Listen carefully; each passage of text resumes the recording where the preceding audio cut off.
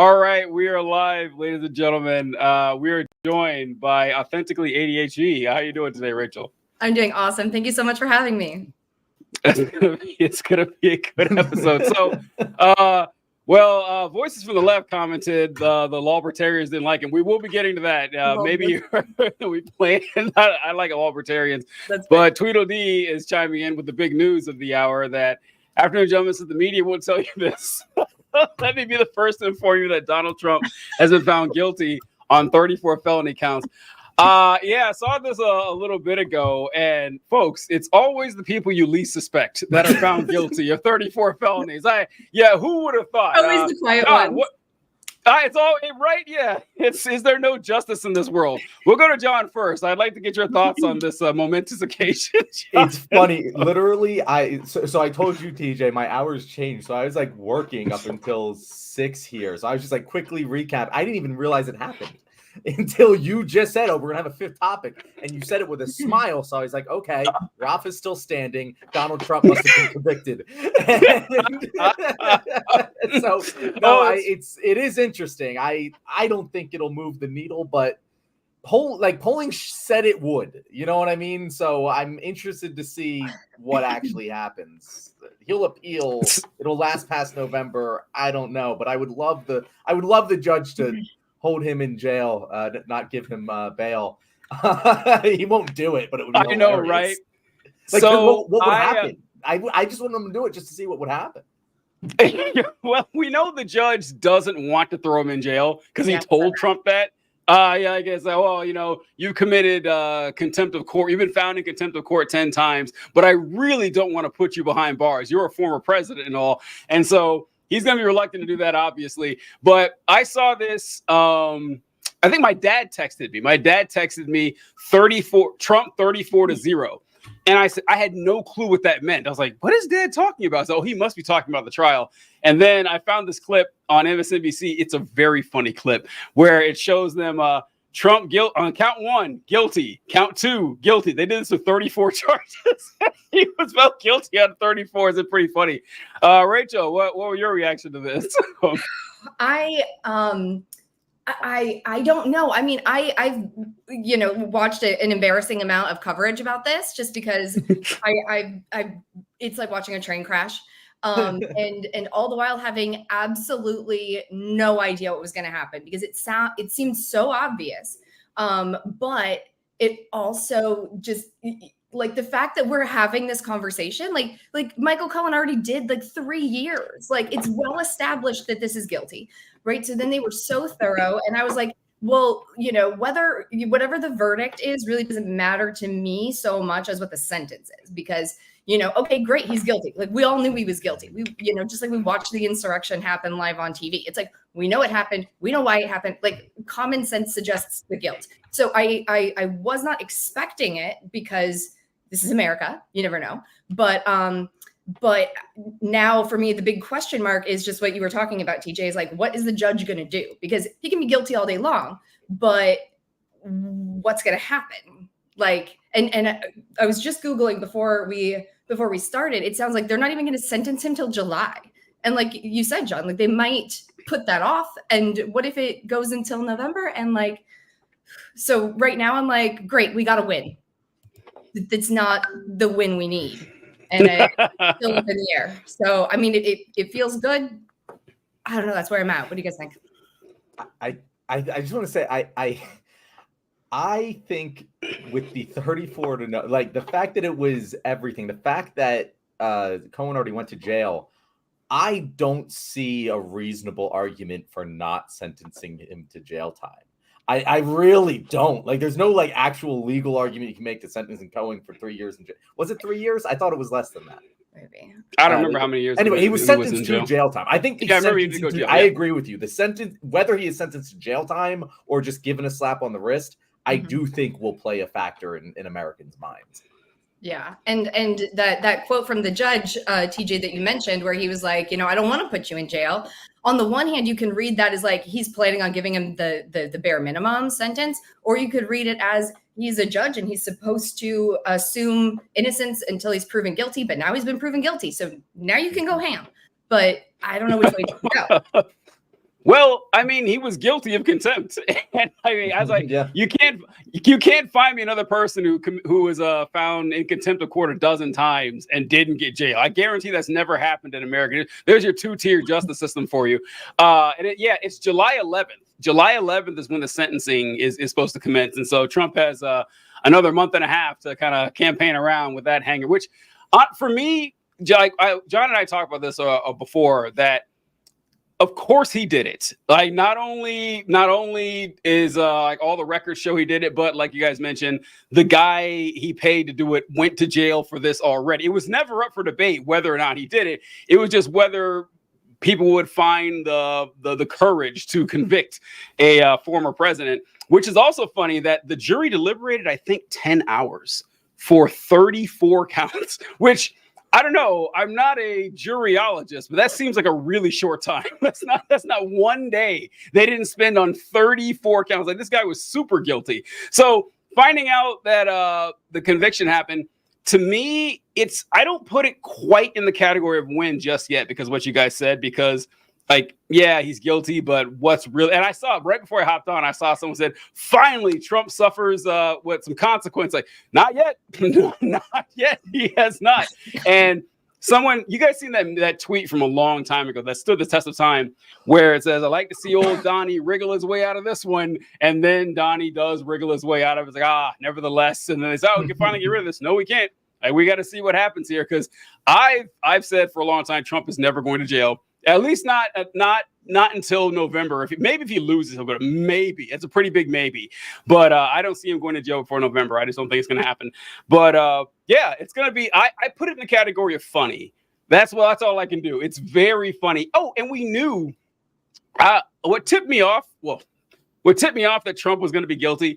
Do you remember yesterday when he went out for one of his great speeches after the trials are over, the daily trial? He went up there and said, Mother Teresa would be found guilty under these charges. I was like, okay, he knows he knows a guilty verdict's coming down. So that's kind of where I put it. So TJ, I agree with you that it is very funny. Hilarious. I agree with you that is my personal reaction, because we spoke about this yesterday. And we spoke about it a little bit last week as well. I think I don't really care about this verdict. Like it's to me, this is, of all the things Trump has done that piss me off, this is like so far down the list. But it'd be so funny if this is the one that gets him in jail. Well, it would. But I do think that this will matter to people. Like I think that the label of convicted felon rings different.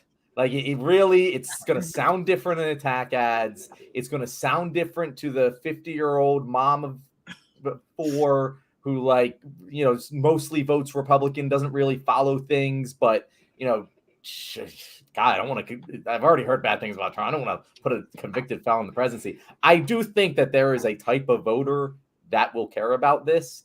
And that type of voter tends to matter. But I could be wrong. If I hadn't seen those polls where it was like, what was it? 25%. Yeah, it was 1 in 4. Yeah, like 1 in 4. Because I couldn't believe it was that high. Yeah, 1 in 4 Republicans said they wouldn't vote for him. I don't believe that. That's what the poll said, though. Now, what the poll didn't specify was that, okay, but how many of those Republicans weren't going to vote for him anyway? Like that's what I don't know. But even then, like quarter of Republicans saying they won't vote for him. That is huge. Like if I've said this before, if Biden was an idiot, this should be a walk. It should be a walk-off home run, easy victory. He shouldn't even have to fucking campaign. But we'll get to that later. But I do, Rachel. Do you think that this is going to have a impact, like an actual impact on the election? The thing is, at this point, I have to say no. But I'm curious if we hadn't had all of this time of just like all of the Trump ridiculousness, then, if we went back in time and this story had come out and because he hadn't been allowed to do the payment because it was illegal, then could that have changed the course of history? We'll need a time traveler to tell us. But that's so it's like at this point, I think Republicans are so sunk cost with Donald Trump that I don't think anybody will vote different. Some people might decide not to vote. That's my gut feeling. Yeah. I wrote a couple things down here. John, I love this idea of whenever Biden talks about Trump now, he should always say convicted felon Donald Trump. TJ, I was literally just about to suggest when we do our live stream of the debates, the drinking game, like take a shot every time Biden says convicted felon. And you know what? I actually think we'll take like 3 shots because he's not going to. I know, right? He's going to blow the opportunity. He should answer every question with my opponent, the convicted felon. Yes, it's incredible. You know, Joe Biden has never lost the general election. He's never lost one. His entire life, he has never lost. He's lost primaries, but he's never lost the general. And it's like, bro, you should know how to do politics, man. And this is funny. We're shitting on him before he even got the chance. We know he's not going to do it because it's the smart move. Like, it's just what a smart person would do. Prove me wrong. Make me an asshole, Biden. Prove me wrong. Yes, right? I would love to be wrong on this, but we're not. We're not going to be. The weaponized incompetence of the Democrats is that's staggering. And John, when you said that if it just weren't Biden doing this, or if Biden was doing a halfway decent job at being a politician, and I was thinking, you know, if any of the 3 of us would do a better job, I don't even know if you 2 are old enough to run for president, but it's like I still think you would win. And it's just like I can't believe that this guy fucks this up so bad. And one thing you said, Rachel, is that I can't actually remember who said this, but talking about the people who wouldn't vote for Trump. Oh yeah, you said that you didn't think that it would change people who are already voting for him to vote for Biden, but they may not vote for Trump. And I think what's going to play big in this election, I mean, still, is that people want a normal ass president. Like they were as close to normal as possible. And as weird as Biden is, being the crypt keeper and everything, and he's still closer to normal than Trump. And that's one thing that he has going for him. But God, he is making it really difficult. But I don't know. It's just funny to watch. I can't wait to see the Republican reactions because, I mean, you know what it's going to be. It's going to be it's a corrupt court. Oh, go ahead. Oh, I was going to say, I mean, I didn't fact check this because a friend just texted me, but so we should check it. But Tucker Carlson said something. Oh boy, I can only imagine. I can't. This is the most breaking news we've ever done on this show. Yeah, like 30 minutes ago, this stuff hit. But the Republicans, like whenever you talk to them, it's like, well, Trump isn't. Of course, like, oh yeah, well, where are the criminal convictions? All right, we got one. You think it's gonna matter? You think it's gonna matter to them? You think they're gonna give a fuck that he actually has a criminal conviction? I don't believe that's gonna be the case. But we're just gonna see. What? You guys checking out what? Yeah, what did Tucker Carlson? What did your friend text you that Tucker Carlson said? I'm trying to find it. I got Daily Mail here. Okay, Carlson says that Trump's guilty verdict is due to the U.S. having imported the third world, while saying he will win the November election if he's not killed first. Were the jury were you like voting for execution? Like I will say, I want a harsh verdict. But that goes a little bit far for me. Importing the third world, is he trying to suggest the jury was comprised of third world residents? Is that what he's saying here? I don't. Jury? I know. Great replacement jury. That sounds like a movie. Oh, we got a question here. Okay. I found the tweet. Oh, what was it? It's import the third world, become the third world. That's what we saw. This won't stop Trump. He'll win the election if he's not killed first. Oh, it's an allusion to the assassination conspiracy. Oh yeah. It does mark the end of the fairest justice system in the world. Anyone who defends this verdict is a danger to you and your family. Okay. The party of law and order, people.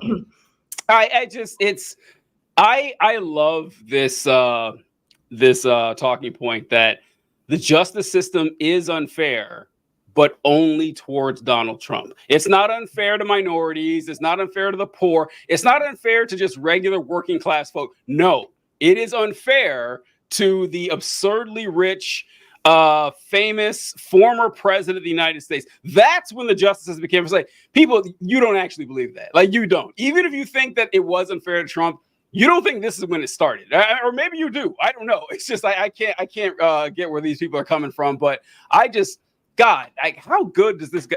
It's just I don't understand, like how he's got these folks wrapped around him.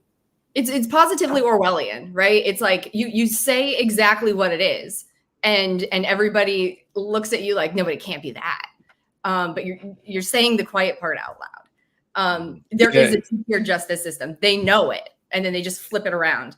And that's how you just invert reality. And they can't be serious, right? Like please I did right. They know that it's a joke, right? It's like when they say like, oh, we're the tolerant left, like we're just being like, they're joking, but they can't actually fundamentally in their heart of hearts believe that there is a two-tier justice system, everyone else, and then Donald Trump. And Donald Trump, yeah. Or they would probably say everyone else and then Trump and Trump supporters, like the January 6 people, like anyone who's Trump adjacent. Say what? The hostages. The hostages, I know. That they're the ones who are actually getting the short end of the stick here. And I want to pull up Voidcast's questionnaire. He said, what's worse, looking for an honest opinion from the panel, felon president, Biden 4 more years. So I will say that I'll answer first. I don't really care about felon presidents at all. Like as a blanket statement, I don't. Like Eugene Debs was a felon, and I wish he would have won that election, back in the 20s or something like that. And I want to ask this question too before it gives you guys answer to this. Does this mean Trump can't vote in November? Florida. Now that he's a convicted felon? Yeah, this means he can't vote. So go ahead. I'm pretty sure, as a Floridian, a couple of years ago, I'm pretty sure we did vote to restore voting rights to felons. But he's not. No, he's as not. Long as they're. He's a voter in Florida, probably, but he was convicted in New York. I don't know. I have no idea. Yeah, it's New York. So yeah, complicated. He votes in Florida though. He's got. Because you have to pay your fines. You'll pay the fines or whatever. But anyway, what's your guys' answer to a Voidcast question? Worse felon president or 4 years of Biden? I think the question is, what is the felony? Like, if the felony is a mass shooting, I'm gonna go with Biden for. If the felony is, I don't know, in this specific situation, Trump. I obviously I support Biden over Trump, but like if you just put like generic felon versus Joe Biden, I don't know. I might roll the dice. Yeah. You shoplifted over $80 when you were 16, and you were I don't care. I gotta tell you, that doesn't matter to me. I don't give a shit. Yeah, Rachel, what do you think? I agree with that. If you, as a student of American history, we know that crime is a social construct. It's just whatever we decided it was.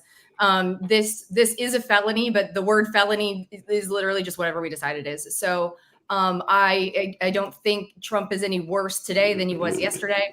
And I know that we could assign the term criminal to anybody. I'm sure, more than sure, Biden deserves his own convictions. But I think I'm with John on this one. Like, if it was a generic felon, I'd roll the dice. But that's the thing again. You're right, Rachel. You're 100% right. It's just a made-up term that like doesn't actually mean anything. Mm-hmm. But for most Americans, that's not the case. That is not the way they view it. The old folks who are all going out and voting very much care if you are a convicted felon. Yeah. And they do not understand that legality doesn't equal morality. And I do think that this moves the needle for a lot of people who aren't online. I think you're so right. And what's interesting is when you think about the ways that America has just changed what crime means, right? Like after Reconstruction, they just decided loitering was a crime, right? Mm-hmm. And it was all a function of persecuting and re-enslaving Black people. And so a lot of the time when they hear that word felon, they're thinking of a very specific type of person. And if Trump is felon, but not that kind of person, I don't know if it's going to land. And that might be why people are experiencing so much cognitive dissonance around this, because it's like, felon? Trump can't be a felon. He looks like this. He has money. Yeah. It's why, like Italian mafia movies are cool, classic cinema, but black gangs. Oh my God, this is the death of the nation. Like, yeah, they're viewed very differently. One's looked at with a lot more class than the other. And one more thing to add with the felon president thing is that I would put the stipulation on how dumb the felony was, because let's say it was you're doing some Man on Fire shit, or not Man on Fire. I can't remember the movie where the Denzel Washington movie with a bank robbery or something, where they like create the fake wall inside the bank, and it was an awesome bank robbery. But that's cool. I'm not holding that against anybody. That was a genius way to steal money from a bank. But if you're paying money to a porn star to hide it and shit, that's a dumbass felony, man. Like, no, if you're that stupid, you shouldn't be president of anything. So that's where I would rank it, is how intelligent was this crime, and are you embarrassed that you got caught? That's where I would put it. And a narrator came in. Inside Man, thank you, Inside Man. I couldn't remember the name of that movie, but great film. Narrator's got good taste in film too. I love it. 2/3 of Republicans believe political violence may be necessary to protect the U.S. When they tell you who they are, believe them. Maybe not 2/3 of 40%. So I won't go into this too much because I don't want the channel to get taken down. But with political violence, I mean, sometimes it is necessary. Let's be real. I mean, we've done it plenty. So I'm not advocating it. I'm not advocating it at all. But just letting you guys know. And I wanted to. My thing with that, TJ, I just want to say, I don't understand being motivated to political violence by Joe Biden. Like I don't know how Joe Biden, Trump is saying he's the worst president in American history, and I'm like, really? You guys actually think he's worse than Obama? I don't think that's true in your heart of hearts. I don't believe you. No, it has been fun to hear that, because they say this every election. They always say this is the worst. They do every election, but it's like you can tell their heart's not in it when they say it about Biden. You can tell it's not, which is like Biden's Teflon, is that it's really hard to hate Joe Biden. Like, we try every day. But I mean, it's like, trust me, it's really hard to just drum up a lot of rage towards Joe Biden, because he's not like this super radical polarizing person. And so like whenever they're yelling out in these parades and they're like, come on, folks, you guys are acting in it, and we both know it, right? All right, that's cool. I wanted to comment real quick on the time here. Something you mentioned, Rachel, about how felonies were created specifically to target Black people after Reconstruction. I wanted to bring this up too, because it's so true. It's so true. Like, a lot of stuff that we just assume were always crimes, were not. Loitering is a fantastic example of this. Just hanging around, just standing around outside became illegal because people were upset that Black people were not working. That's what they were like, oh my God, I can't believe this guy who was a slave, 6 years ago isn't doing anything. And let's make this a crime. Public intoxication became a crime back then too. Like, you could just, sit outside and have a drink. Nope, can't do that anymore. Which is a dumb one. Who fucking supports that? Like, I just don't understand who in the year 2024 is really like pissed off about people drinking a beer while walking down the street. Yeah. I do like that we found a clever way around it by putting a brown bag over the booze. They'll never catch on then. I thought they'll never be able to prove that's a crime. But I saw one from a little later. This one's from like the 1940s or 50s. And I think it was in South Carolina. And a law came out that Black women had to have jobs. Like, it was a law, like for the town. Yeah, it was this law because some Black women, like, they had jobs as nannies or as maids for white families. But then after the post-war boom, I think their husbands started making more money and they quit. And so they went to raise their own kids, and the white women in the community lost their shit. And they got the city or the county to pass a law saying that, able-bodied Black women between, 18 and 50 or whatever, had to have a job so they could get their nannies back. I'll try to find that during one of the breaks or something like that. There's nothing more. There's nothing that people born before 1970 hate more than the idea of having to raise their own children. that is one of the truest statements I might have ever said on the show. Yeah. I mean, I don't have kids, but I kind of get it. It seems like a lot of work. Let's see. When you hear Carlson say that anyone who supports this verdict is a danger to you and your family, it's a call to arms. Yeah, that's all Tucker does. Yeah, he's on that shit all the time. But yeah, this was on a dangerous path to Nick Fuentesism, because like he's spiraling. He's just trying to stay relevant, and it's going to keep getting worse and worse for him. Yeah. Have you guys noticed that's exactly what's happening? I've been fascinated watching the right wing commenter sphere. That if you look at them 2 or 3 years ago, they were saying shit like Charlie Kirk's been the one I've been watching the most. I remember seeing this clip of Charlie Kirk talking at this event, and he had a black gay Republican on stage. You can guess how that went. The crowd was not digging it. Like one guy was up there is like, what does sodomy have to do with conservative values? And Charlie Kirk was there saying, well, listen, we want to make sure that our movement is open and accepting of people. And the crowd was just booing the fuck out of him. And so he's not like that now. Now he's a lot like Nick Fuentes. And so is Tucker Carlson, because that's where your bread is buttered. If you want to be a conservative commentator, you have got to be as Nazi adjacent as possible. And they keep inching further and further, closer and closer to it. It's been fascinating. Yeah. It's like I said, it's like watching a train wreck, and and I get it. I mean, I grew up in a cult, so I understand the brainwashing, but what I don't get is just how inept the Democrats are at doing anything about it. Like, the media hasn't learned to just let Trump be on trial. It's like, no, they have to cover it all the time, just hours and hours and hours every day of coverage about this. And it's like, we have learned nothing. We've learned nothing. One of the best, metaphors I ever heard was about 2 years ago. You remember Uvalde? And where there was a shooter going around an elementary school, killing people for more than an hour. And the cops stayed outside and like restrained parents because they were too afraid to go in. And I feel like that's the Republicans and the Democrats. Yeah. Exactly. And it's also just like how useless the criminal justice system really is.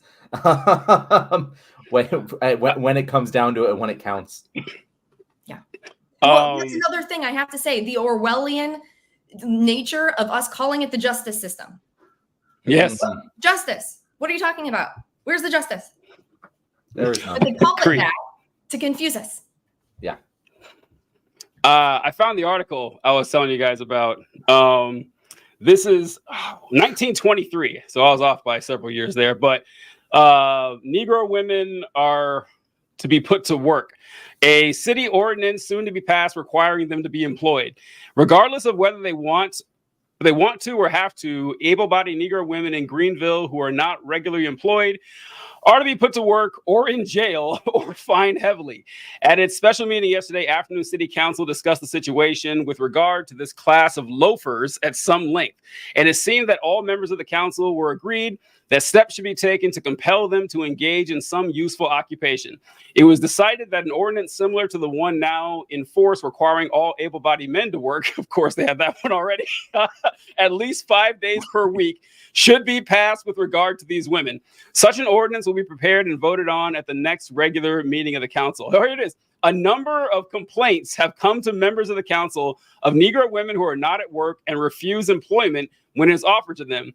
The result being that it's exceedingly difficult for families who need cooks and laundresses to get them. Wives of colored soldiers getting a monthly allowance from the government have a number of them declined to work on the ground that they can get along without working, according to reports. Others have flatly refused jobs without giving any reason whatsoever. Oh my God, the horror. They didn't even bother to justify their lack of employment, while still others pretend that they are employed when, as a matter of fact, they derive a living from illegitimate means. The proposed ordinance, unlike the white folk, the ordinance will require them all to carry a labor identification card showing that they are regularly and usefully employed, and the labor inspectors and police will be charged with the duty of rigidly enforcing the law. Yeah, so that was in the 1920s. If only there was a way in a capitalist economy where we could incentivize people to do jobs that they don't want to do. If only there was some mechanism that we could use to do that, you know. But it's the 1920s. I guess they hadn't figured it out yet. Yeah. We love family so much, don't we, folks? We love family so much. Like, these women decided, hey, my husband makes enough money that I can stay home and take care of the house, raise my kid. Nope, get your ass back to work. I need a cook. I need someone to cook for my family. I fuck your family. Take care of mine. That's, yeah, like Heather said, the dreaded white woman strike again. That's funny. Yeah, that's some wild shit. So, all right, where do we want to go to, John? What do we want to hop on here? So we can go straight to the Biden one since it's very closely related.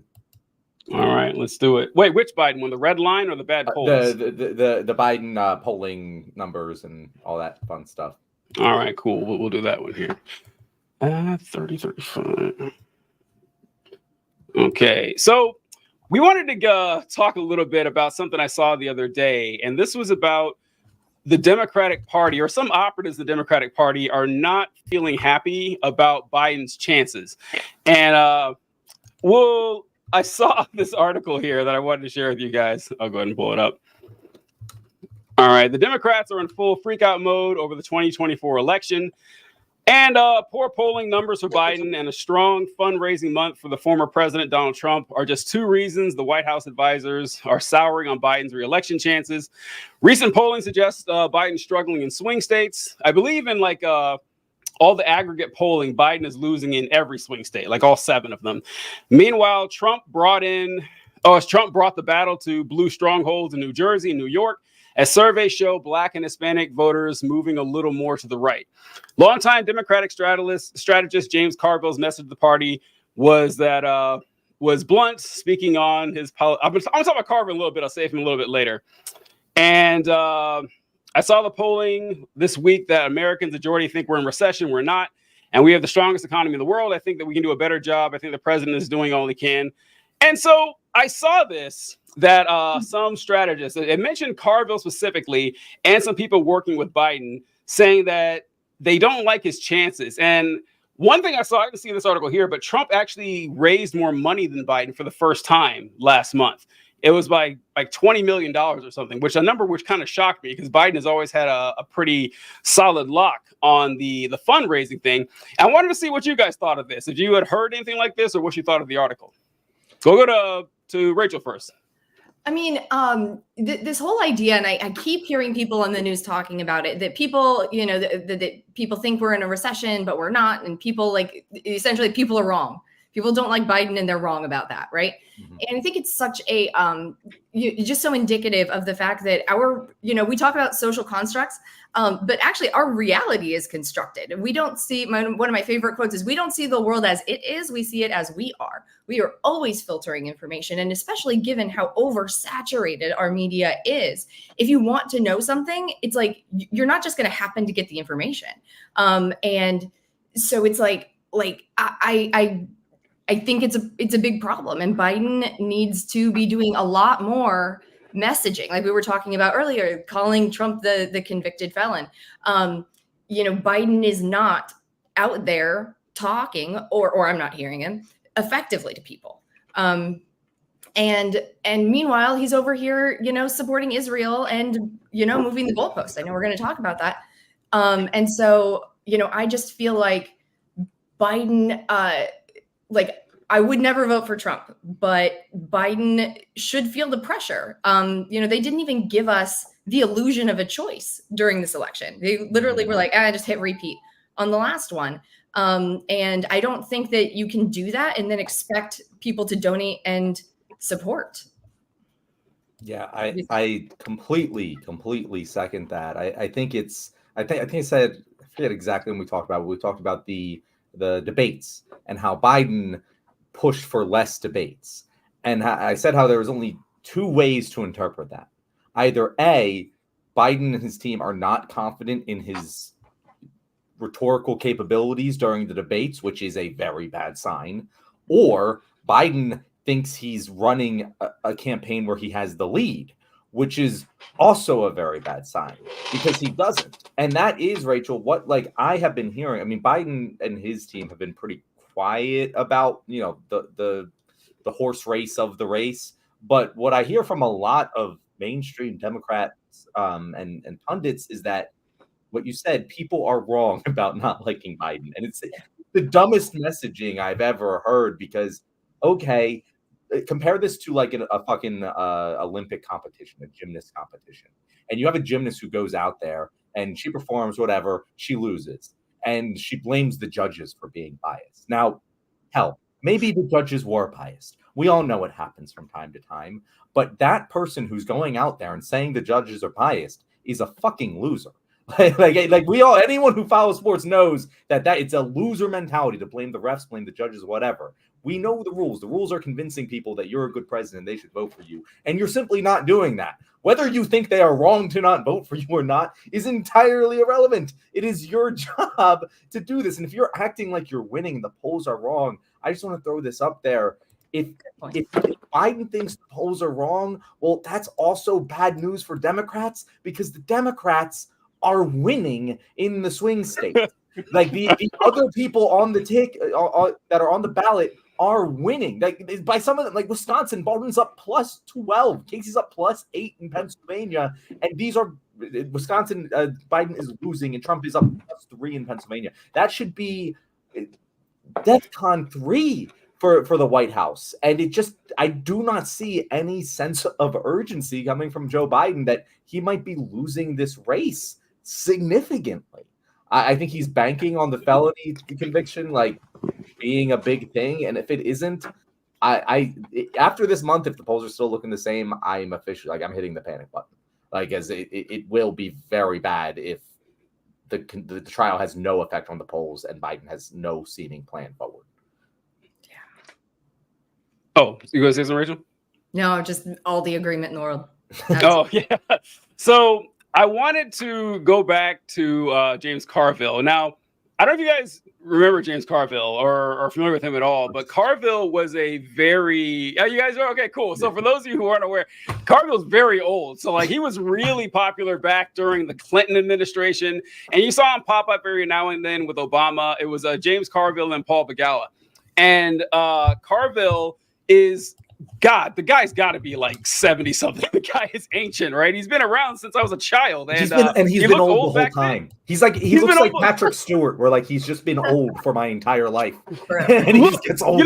You know the Patrick Stewart thing. Like I remember, man, I can't remember when it was, but it was like maybe 10 years ago. And I was like, God, Patrick Stewart is still alive. I said, this dude, he was old in the 80s, right? And yeah. And so I look, because like Star Trek Next Generation was like late 80s, I think. Mm-hmm. And yeah, he was like almost 50 or something back then, or in his 40s. Like, okay, so he actually is super old, but he has always looked old. Yeah. But James Carville, I got a couple clips from him. I think this is the one where he's talking about how Biden's messaging is wrong. The Democrats' message is wrong, and that's why they're losing voters. If I can pull this one up here, let me see. Okay. He's 79. I looked it up. Wondering why does Patrick Stewart? No, James Carville. Oh, James Carville. Oh, that makes more sense, TJ. Why would she say? So this is James Carville telling us his opinion on why we're losing so many votes on the Democrats. And we keep wondering why these young people aren't coming home to the Democrats, why blacks are not coming home to the Democrats. Because Democratic messaging is full of shit. That's why. Okay, so far so good, right? I think we're. I've never been as big a fan of James Carville as I am in this moment right now. That's the secret, James Carville. Say a sentence and a half, and then just stop, and you're. He managed to say a sentence where he used the term blacks that made me feel good about him when he finished it. Which is an impressive thing to do. Okay, so it's funny you say this because this is a kind of a side detour here, but this is something I thought for a long time, that the term blacks has become a pejorative, and it wasn't always like that. I mean, I remember back in like the 90s and everything, that's just what people said. That's how you were. It wasn't any different than saying Asians. Like, that's just what you said. But what happened was that certain folk kept saying it, and the word became poison. And now, the only people who say it are 80-year-olds like James Carville and, like Tim Pool folks, stuff that are people that is wildly racist. It's kind of why I never say Jews. I never say that. I never say, this is why Jews. It just like, because certain people say the Jews. Like, I don't like to say that. But anyway, back to what Carville's saying here. And talk about cost of living, and we're going to help deal with this. And don't talk about fucking Gaza and student loans. That's so out. The Harvard, that guy Delavolpe is pretty good. Give him 15 issues. You know what the number 14 and 15 issue were total? Student debt in Gaza. I forgot which order it's in. And why are we forgiving student loans for people that go to Harvard, which, according to Scott Galloway, quite accurately, is nothing but a hedge fund that has classrooms? All right, so managed to fuck up the entire thing. It's like, we're losing votes because our messaging is so bad. What we need to do is stop talking about Gaza and stop trying to cancel student loan debt. That's what's going to get young people over to the Democratic Party. And it's like, he doesn't realize that, you're a symbol of why the Democratic Party is falling apart. Like, you're a perfect encapsulation of it right here. What do you think, Rachel? I mean, you're exactly right. I mean, oh God, he could have stopped. I'm trying to follow the logic. Like, I'm honestly confused. So we stop talking about the things that they talk about, or does he think that these are like China plants of topics, and that people are not actually just paying loans for decades and decades and not seeing them go down? Like, I think he accidentally like brain mashed two different ideas into the same thought, because he starts off talking about getting Black people and young voters more engaged. Then he talks about issues that actually matter to Americans. And those aren't the same thing. Like I to a certain extent, I agree with him that I think student loans are an issue that is a little bit like, I think Biden does it to placate the younger audiences, but it isn't actually a winning issue nationwide. However, it doesn't work because he so obviously like disregards us at every other turn. Like that does matter to us, but he's kind of right that like I would so much rather Joe Biden stop his small amounts of student loan forgiveness. I know. Stop his support for Israel and I'm sure there's a couple other things I can or do better on climate change. Like those two things would significantly push the youth vote, and no amount of student loan forgiveness is going to do it. And I think I might see what the 80-year-old brain mushed together there as a coherent thought, but I could be wrong about my interpretation. But I do think that there is good thought happening there somewhere. It just didn't come out correctly. No, you're correct, because earlier in the conversation he talks about the fact that Democratic messaging is bad, that they're not talking about kitchen table issues that matter to the majority of the voting populace. And so he says that, you're focusing too much on Gaza and student loan repayment when those don't crack the top 10 issues. We talk about Gaza, how it doesn't crack the top 10 majority. The problem with this is Biden is not having a hard time getting old people to vote for him. Like that's not a concern for him. Like getting the old people have made it very clear that they are voting for Biden come hell or high water. It does not fucking matter. And so if you know this, if you know you've got that vote in the bag, but you're kind of shaky on the young vote, I don't know, maybe pay attention to the issues they care about. Like sure, it's number 15 or so nationwide, but in the demographic that you're suffering with, I don't know. That seems like something that you should, pay some attention to. And also, not to mention, TJ, that the demographic that is going to be the young people going out and volunteering, door-to-door canvassing. Good point. Volunteering at the polls. Like those are all young people and very old people, but the very old people aren't going door-to-door canvassing because they're old. But like that's the young people's job. And if you don't have that energy behind your campaign, it doesn't matter how much you raise because they weren't getting paid anyway. Like they do have an impact, especially to get out the vote, which is what is going to matter most in this election because everyone already has their mind made up, and it's really going to hurt from just the mechanics of how the election works. It's a good point, John. Yeah. It reminds me of what you were saying earlier about like, look, we can talk all day about what the issues are that people should care about, yada, yada, yada. But the thing is, the rules of the game have been set. And it's in order to get an election, you got to get voters. If the voters you don't have are young people, then by the rules of the game, you got to appeal to the young people. And what do the young people care about? That's it. Yeah, absolutely. And also, he says we got to stop talking about these.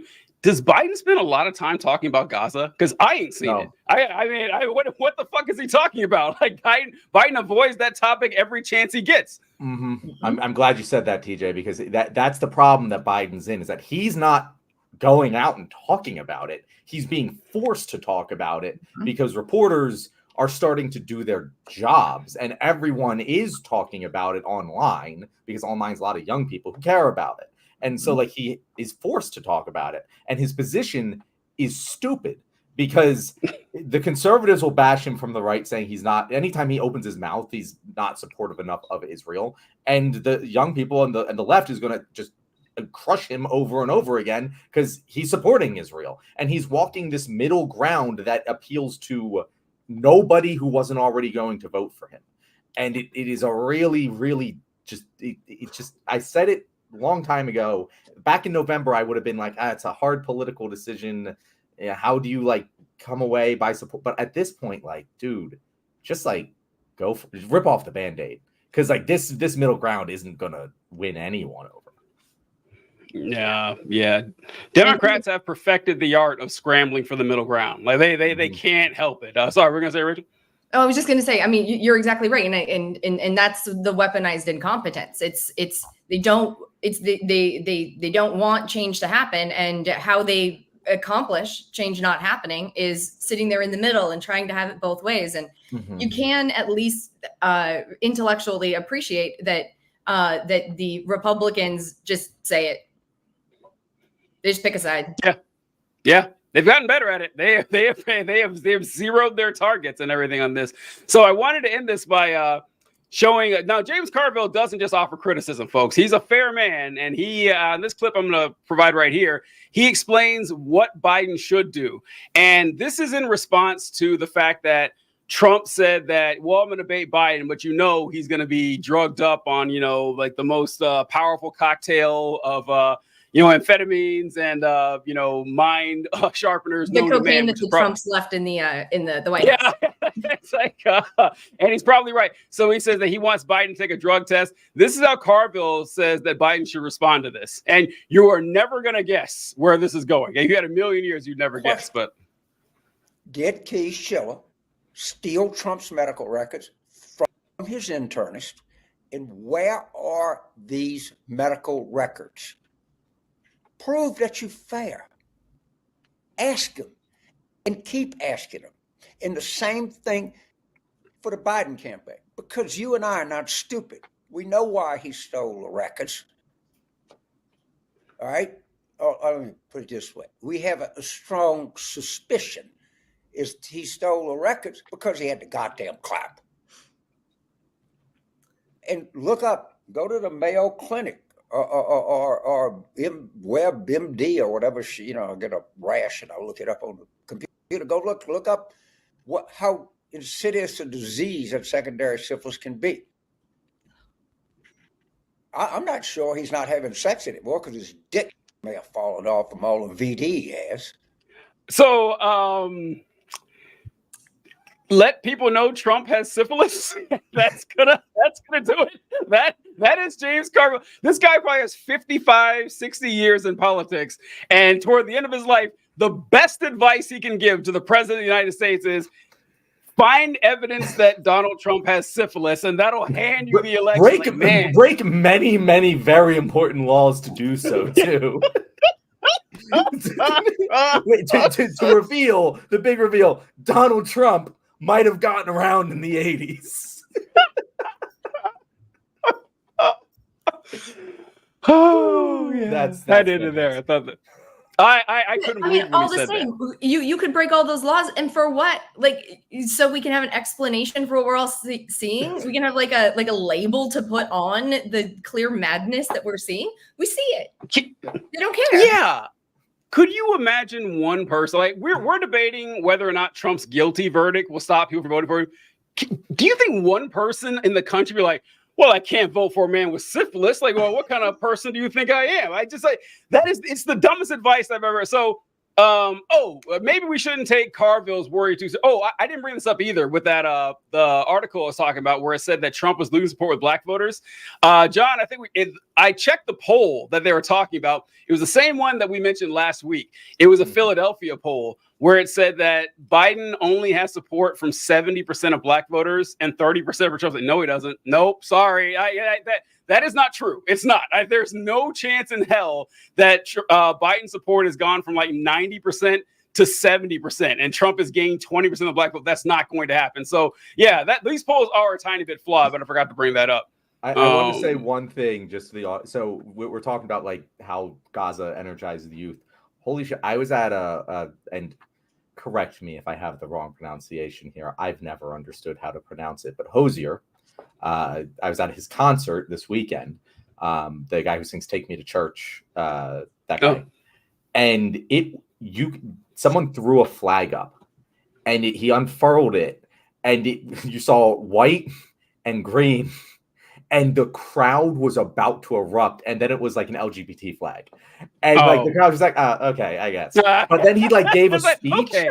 Yeah, he gave a speech, and like you could tell he was parsing his words, like in the way where you're like, I don't want to say that like I'm a full blown like Irish revolutionary, but like he used all the keywords, and when he said, "And we need to stand up against Islamophobia," and just the crowd fucking erupts. Like the whole place was waiting for him to say "Free Palestine." I was just like, wow, like this issue, it is, and I've said it, as much as the 15th on the list, whatever, it's the thing that's going to be in the history books because this is what the young people care about. And I think that in my circles that it's like it might be, even if it's 15th on the list, it's like the issue that has veto power. Like it is the deal breaker. It might ultimately be, but look, we all grew up getting Holocaust education every year. It was drilled in, and now I'm looking back on it and being like, oh, hey, maybe discussion for another time. But it's like if there was a line in the sand, it was genocide, and it's like I thought we were all on the same page about that. And so it's really the veto issue. It's the red line. It's like, look, inflation might be better, but it's inignorable. Non-ignorable. Speaking of red lines, though, that is our next topic of discussion. But we'll get to that. TJ, say something and stall for me while I let my dog out because she wants to eat. Oh, no problem. It's perfect. So you were talking about the Irish thing. I saw, what I love is watching speeches from like the Irish government and speeches from like the South African government where they talk about, listen, we are standing strong with Palestine because we know exactly what they are going through. And when John mentioned like the Irish flag and everything, it's like, yeah, the Irish community is like really, really behind this. And so if you're a popular figure right now, I guess in like January, I could see like people being afraid to say something. Now, look, the general population is on your side. I just think I don't understand anymore. And even if you're not looking at it through a moral lens or historical lens, like the people's heart is definitely with the Palestinians. I just don't know why people are afraid anymore. It just, it's gross. Yeah, I don't know. I don't know either. I was chatting with a friend of mine earlier and just being like, at this point, who still doesn't feel like they can take a side, right? And it's like the willfully ignorant. Or potentially the people who sort of watch the news as entertainment, or who sort of might sort of perceive the casualties as like extras, like they're extras in the movie. Maybe I don't know at this point.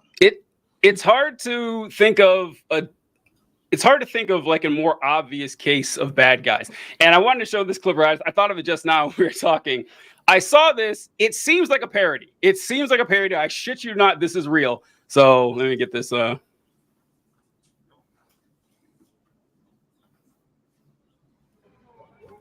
large display of solidarity seen in the can you guys not hear that? in southern Israel.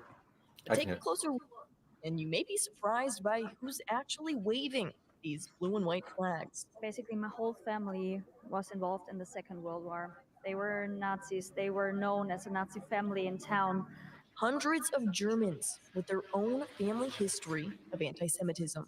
It's very important for me to be here to say my family story because I'm a descendant of Nazi perpetrators.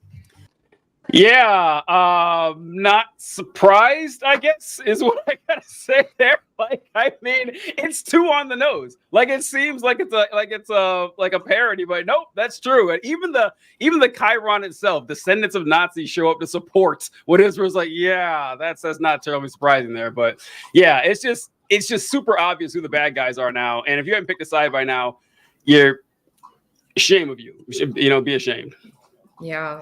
Yeah, I mean, and it just makes me think about intergenerational trauma, right? Because we took we the West took these traumatized people after World War II. And I'm not trying to speak to the whole history, but took these traumatized people after World War II and put them in a situation where it was not going to go well. There was zero chance it was going to go well, and now they, as a people, have been traumatized. So they're going to respond from that trauma to anything. And then we put them in a situation that was sure to blow up.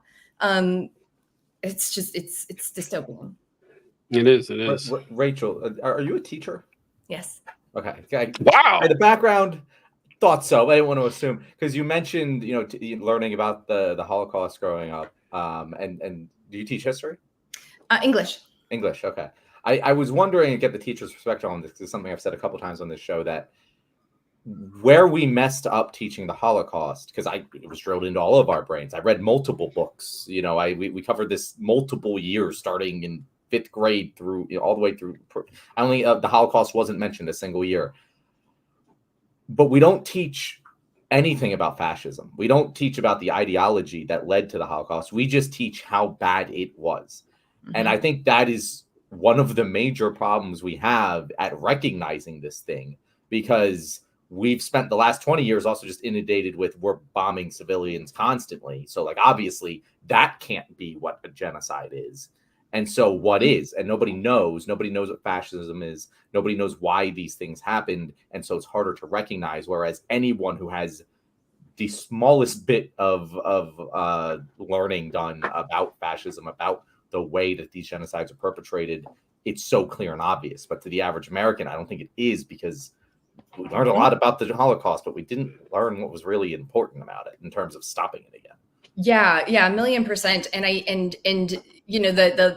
the lack of holistic education, of course, part of the problem. And then there's also just the language, and I'm fascinated with language, because we're learning about fascism, right? But you know that the Nazi Party had socialist in its name, whatever it was stands for socialist, right? And now you have Trump calling Biden a fascist, and I mean, it might not be wrong, but it's like we have these words, but everybody uses the words in completely opposite ways, and so we end up just confused about what anything means, and it's a whole trick of brainwashing. Yeah, it's kind of like how Republicans always say that the Civil War, the slave owners are Democrats, right? It's like, you guys are fucking morons. You guys just so goddamn stupid. It's hard. It's just hard to work with folks like this whose brains operate this way. It's like, what, you think the People's Republic of North Korea is an actual republic? Is that what you're saying here? That's what you're going for? It's kind of nonsense, but I don't know. It's frustrating. The United States of America. Hey, I'm going to start using that one. That's good. Oh, one more thing before John gets to his topic here. John and Rachel, you guys are talking about reading. My brain zones out when people mention reading, but I wanted to talk about something that I saw when I emailed out the link for today's show that Rachel's email, her like her signature tells you what book she's reading right now. So that's the kind of person you're dealing with. And so if that was me, that would always be blank, just so you know. There's nothing showing up on there. So we got a reader here, folks. So mind your P's and Q's. Green Lights by Matthew McConaughey. All right. Should we just move on to our next topic then, TJ? Let's go. Yeah, let's go. All right, guys. This week I've done a lot of learning about what a red line is, and what I have found out is it is completely made up nonsense that doesn't mean anything. If you do any sort of studying about China and how they operate, how the Chinese government operates, you'll hear people say how there is terminology within the Chinese government that they use to say things that they don't actually mean. And if you're around them enough, you kind of understand, you get used to it. And that is how I have felt with every single press conference about what has happened in Rafah over the past week or so, and what this president's red line is, because that's what reporters keep asking Joe Biden. Joe Biden said there was a red line in terms of invading Rafah, attacking Rafah. And then Israel attacks Rafah. They, incinerate, dozens of people, innocent refugees, to death. And what do they say? No, this didn't cross the red line because there wasn't a major ground operation, because that's what the real red line is. Do they have any explanation as to why a ground operation would be worse than just incinerating people from afar? Not really, because it isn't worse, because this isn't a humanitarian distinction that they're drawing. It isn't a military distinction that they're drawing. It's a political one. They just don't want to have pictures and videos being put on mainstream media of Israeli soldiers marching around Rafah, killing innocent civilians. As I said earlier in our last segment, it's totally okay to bomb innocent people to death because we've been doing it for the past 20 years. And people are just used to it by now. But if people were to see actual human beings going and being the terrible, terrible people we all know they are, it's going to look so bad that they can no longer. I mean, they should have lost plausible deniability a long time ago. But that's the reason for this red line. They're just going to keep pushing this red line back and back and back and back until 20 years from now, when liberals decide this was actually a genocide. But that's what's been happening this week. I think I said a month ago that this is coming to an end, and it's going to come to an end one way or the other. And I'm losing faith that it's going to come to an end before a lot more people get killed. But Rachel, what were your thoughts on the whole red line fiasco and what Israel has been doing in Rafah the past week? So I think the term red line is just a flimsy thing that they can around which they can move the goalpost, right? They're like, oh, well, it's a red. We have a red line, but that's a maroon line. That's a pink line. And so they just give you a sound. I'm sorry, I'm colorblind. I thought it was a green line. It turns out it was a red. My bad. I'm 80. Forgive me. Colors a social construct anyway. But it's like I think that, to me, it maybe it's pessimistic, but it's I feel like they wanted the soundbite. They wanted the soundbite of Biden saying, "I have a red line. They're not going into Rafah." And they wanted a soundbite of we're not going to send the weapons if they're going to go in. He blocked that shipment or one shipment. And it's like they want to have that soundbite, and I can't help but feel like essentially there are people who are going to hear that soundbite and then be like, "Oh, good, Biden's doing something," and they're just not going to follow.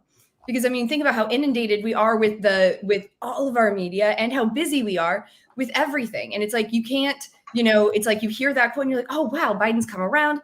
Are you really going to go the next week and see what's going on? Is the media going to show you that? You then have to be a certain kind of person to even be able to follow how dishonest it is. And that happens to be, our crowd, but there are plenty of people who just wouldn't know. Mm-hmm. Yeah. I think that is an excellent point about the red line, that the red line is just counting on the political illiteracy of the vast majority of Americans. And so when I heard the term red line, I don't know if you guys remember this, but back during the Obama administration, he would always talk about his red line in Syria. I don't know if you guys, and he always say that, you know, if Bashar al-Assad does this, that's my red line. You know, he sends chemical weapons toward his people, that's my red line. And eventually Assad crossed the red line. Eventually he did. And so they're like, oh, so we're sending in troops to Syria? And Obama's like, oh, no, we're actually not going to do that. We're not doing that. I was like, so what was with all talk about the red line? It's like, oh, Biden learned from his mentor here. Yeah, you can just throw out this red line shit and people will leave you alone. And then when someone calls you on it, you know, just to say, well, yeah, like you said, it's actually, that's a pink line. That's not quite what I was talking about. And also, you talk about what the difference was between our, you know, aerial attacks or drone attacks and a ground invasion. Also, you can clarify ground invasion too. Like, you're right. So we've had soldiers on the ground actually attacking people. Well, that doesn't really count. Well, we need at least 5 battalions to move in for it to be a real ground invasion. So yeah, it's reminiscent. And they even threw in the term major ground invasion, because then you can say, well, sorry, if it's not major until it's one more soldier than was there. That's when it becomes major. Yeah, and they actually, like, the reporters asked John Kirby that question. They were asked by NBC News' Gabe Gutierrez how Israeli tanks operating in or near to that location, how did they not cross this red line? And John Kirby responded that they weren't in the town proper. And he said, that's what the Israelis have said. We're going based on what the Israelis are telling us, and they're saying publicly that we're able to discern as best we can. And it's just like, okay, the official stance here is that they are doing bad things. Like, Biden is saying they're doing bad things now. But he's also saying we're just going to trust them when they tell us that they're not. And it's just, it literally is like, I fucking hate people who invoke Orwell in 1984, but it is that double speak. Like, it is like, that's exactly what it feels like listening to this utter bullshit. It's not even the normal kind of government lie that they tell you. It's straight up. They say one thing and then they say another thing, and those two things inherently contradict each other, and they act like they don't. And it is infuriating. Yeah, it's kind of like, I remember reading an article in The Nation magazine that Christopher Hitchens wrote when he visited North Korea. And he said that he went to North Korea and he says, okay, I'm going to write an article about what I see in North Korea. And if it kills me, I am not going to mention either George Orwell or Franz Kafka. And he got there. He's like, fuck, I got to do it. It's like, I have no choice. Like, everything here, there's no other apt comparison. And that's how I feel, you know, watching our interactions with the IDF. Because like you said, he said, well, you know, the Israeli military said this, and we know there's no more trustworthy body on planet Earth than the Israeli Defense Force. So yeah, we're just going to keep rolling with this. But it is just dark to oh, go ahead, Rachel. Oh, I was just going to say, Orwellian and Kafkaesque are two of my favorite words, so don't come for those. It's like, well, when it's just so, it's just watching. It's like what we were talking about earlier before we started the segment, in that it's really weird to see how much cover people are giving to this. I saw John. I don't know who this was, but it was someone I hadn't seen before, and well, no, it was they were talking to.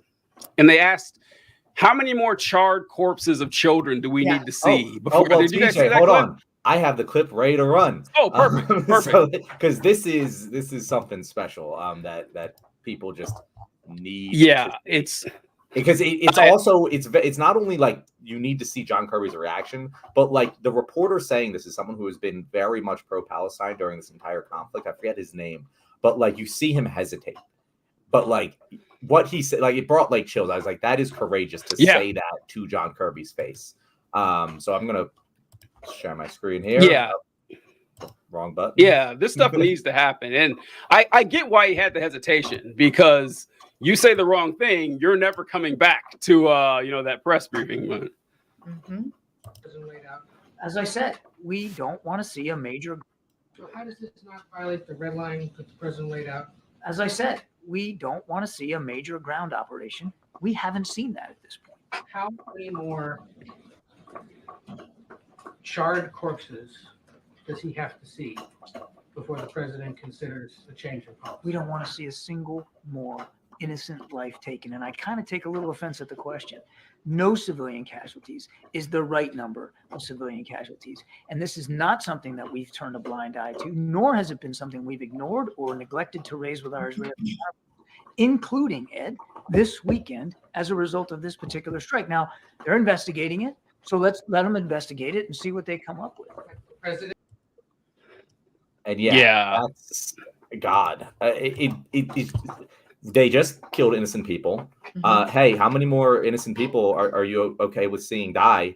We're not okay with seeing any more innocent people die, but no, this hasn't crossed our red line. What the fuck does that even mean?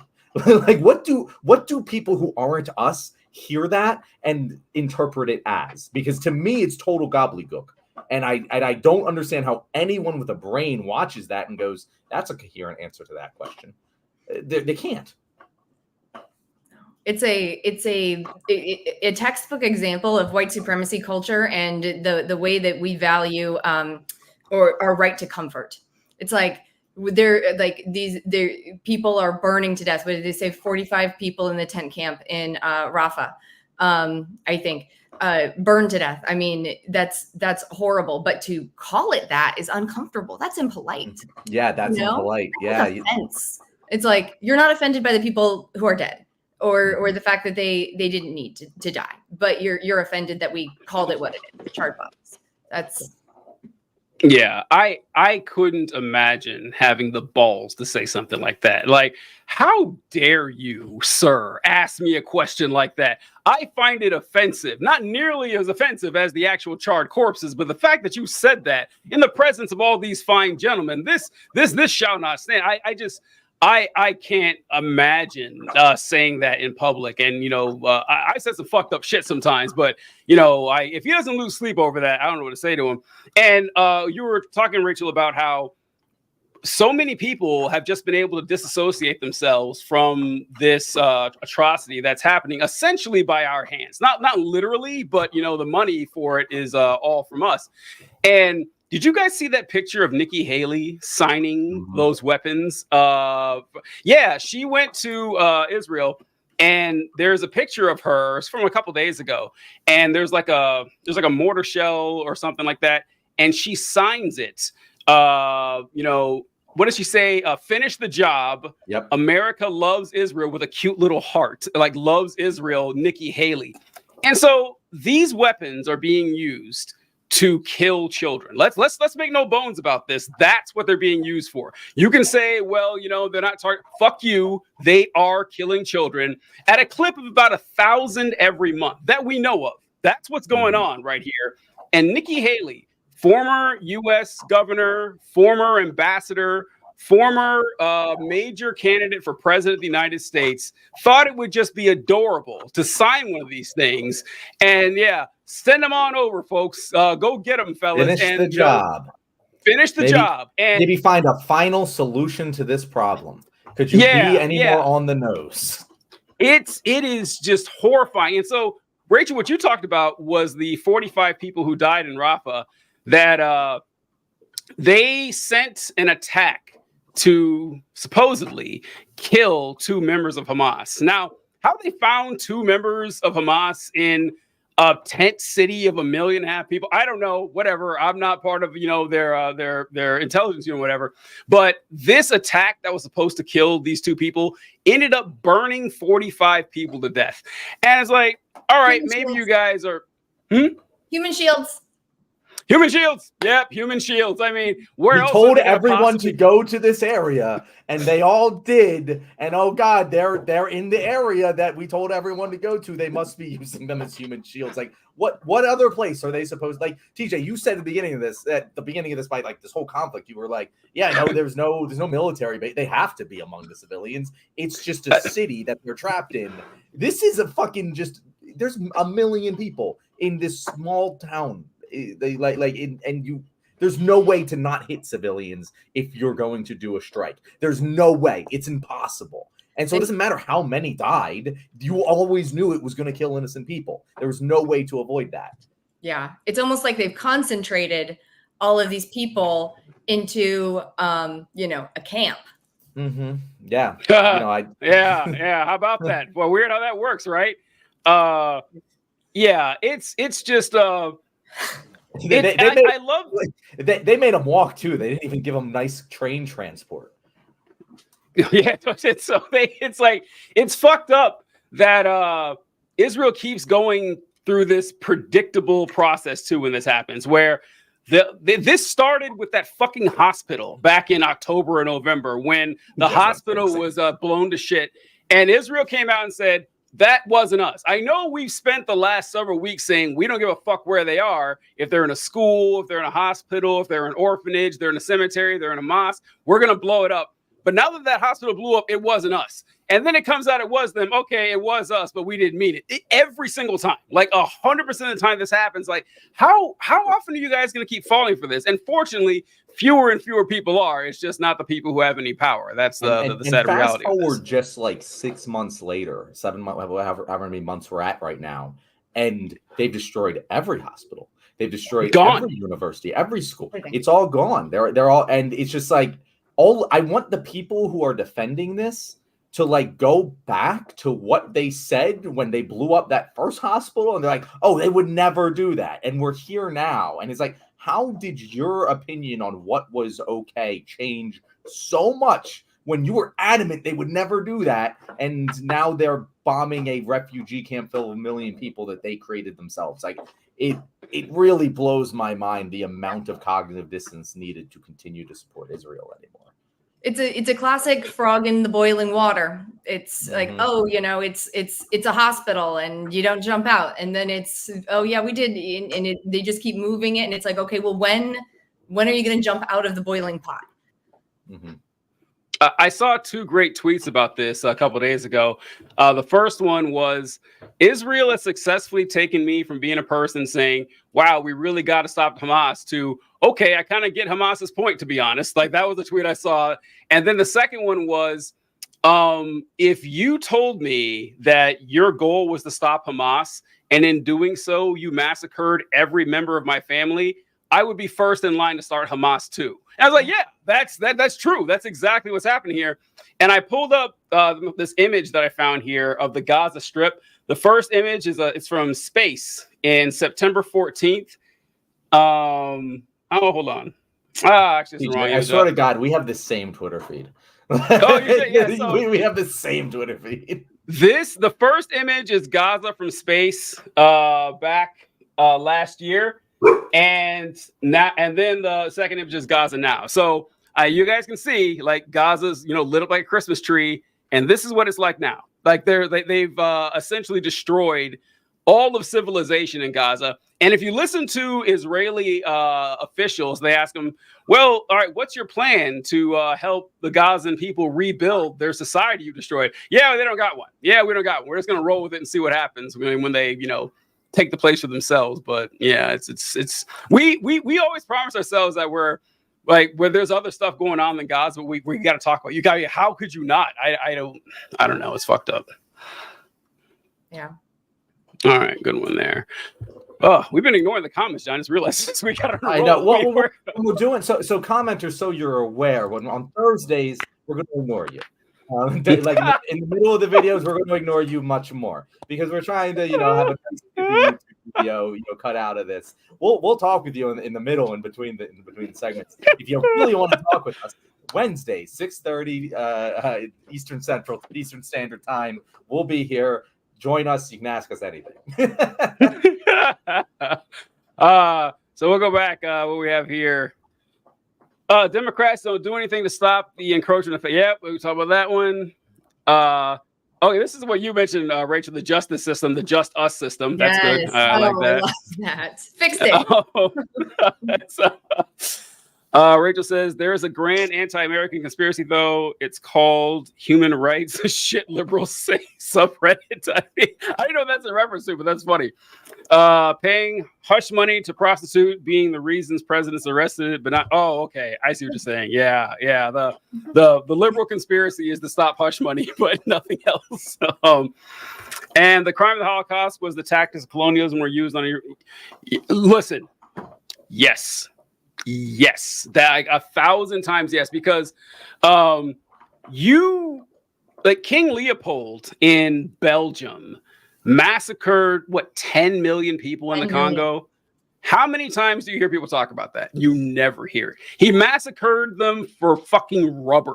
Like he needed people to cut down rubber trees and essentially genocided like an entire generation of people, and no one gives a fuck about it. Nobody cares. When I was a full-blown adult when I learned about that, and I was just floored because I know I read a book about the Holocaust like every single year, but I was like, we couldn't have spent 1 year on this. Nope. And the thing was, it was so much. It was so much. You hate to say worse. You hate, yeah. I mean, in the Congo, like so much worse than just like objectively. If they just massacred all the people and somehow like got rubber, it would not be as bad as it was. Like if you didn't meet a rubber quota, they would chop off hands, like Columbus shit. It was so bad. Like you have to legitimately have a strong stomach to read up on that. And if anybody's watching this who doesn't know what we're talking about, King Leopold in the Congo, like it's bad. Yeah. Doesn't get a paragraph in American history books, doesn't get anything going on there. One of my first years writing curriculum, love writing curriculum. And one of my first years writing curriculum, Night by Elie Wiesel was in our book list.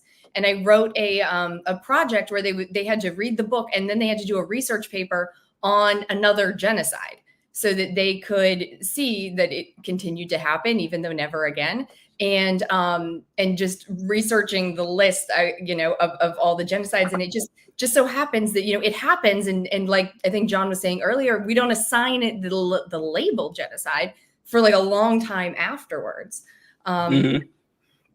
Yeah. To see one happening in real time and that we're funding it. That's, that in The Handmaid's Tale, which is problematic for lots of reasons, but for the point of this, I can't help but think of there's this scene in the dystopia where the handmaids who are essentially sex slaves, part of what happens to them is they get called in to do the stoning of other women and to like do or people, right? It's called a particution, and it's like they are coerced to do the execution of other people who've been found guilty by the state.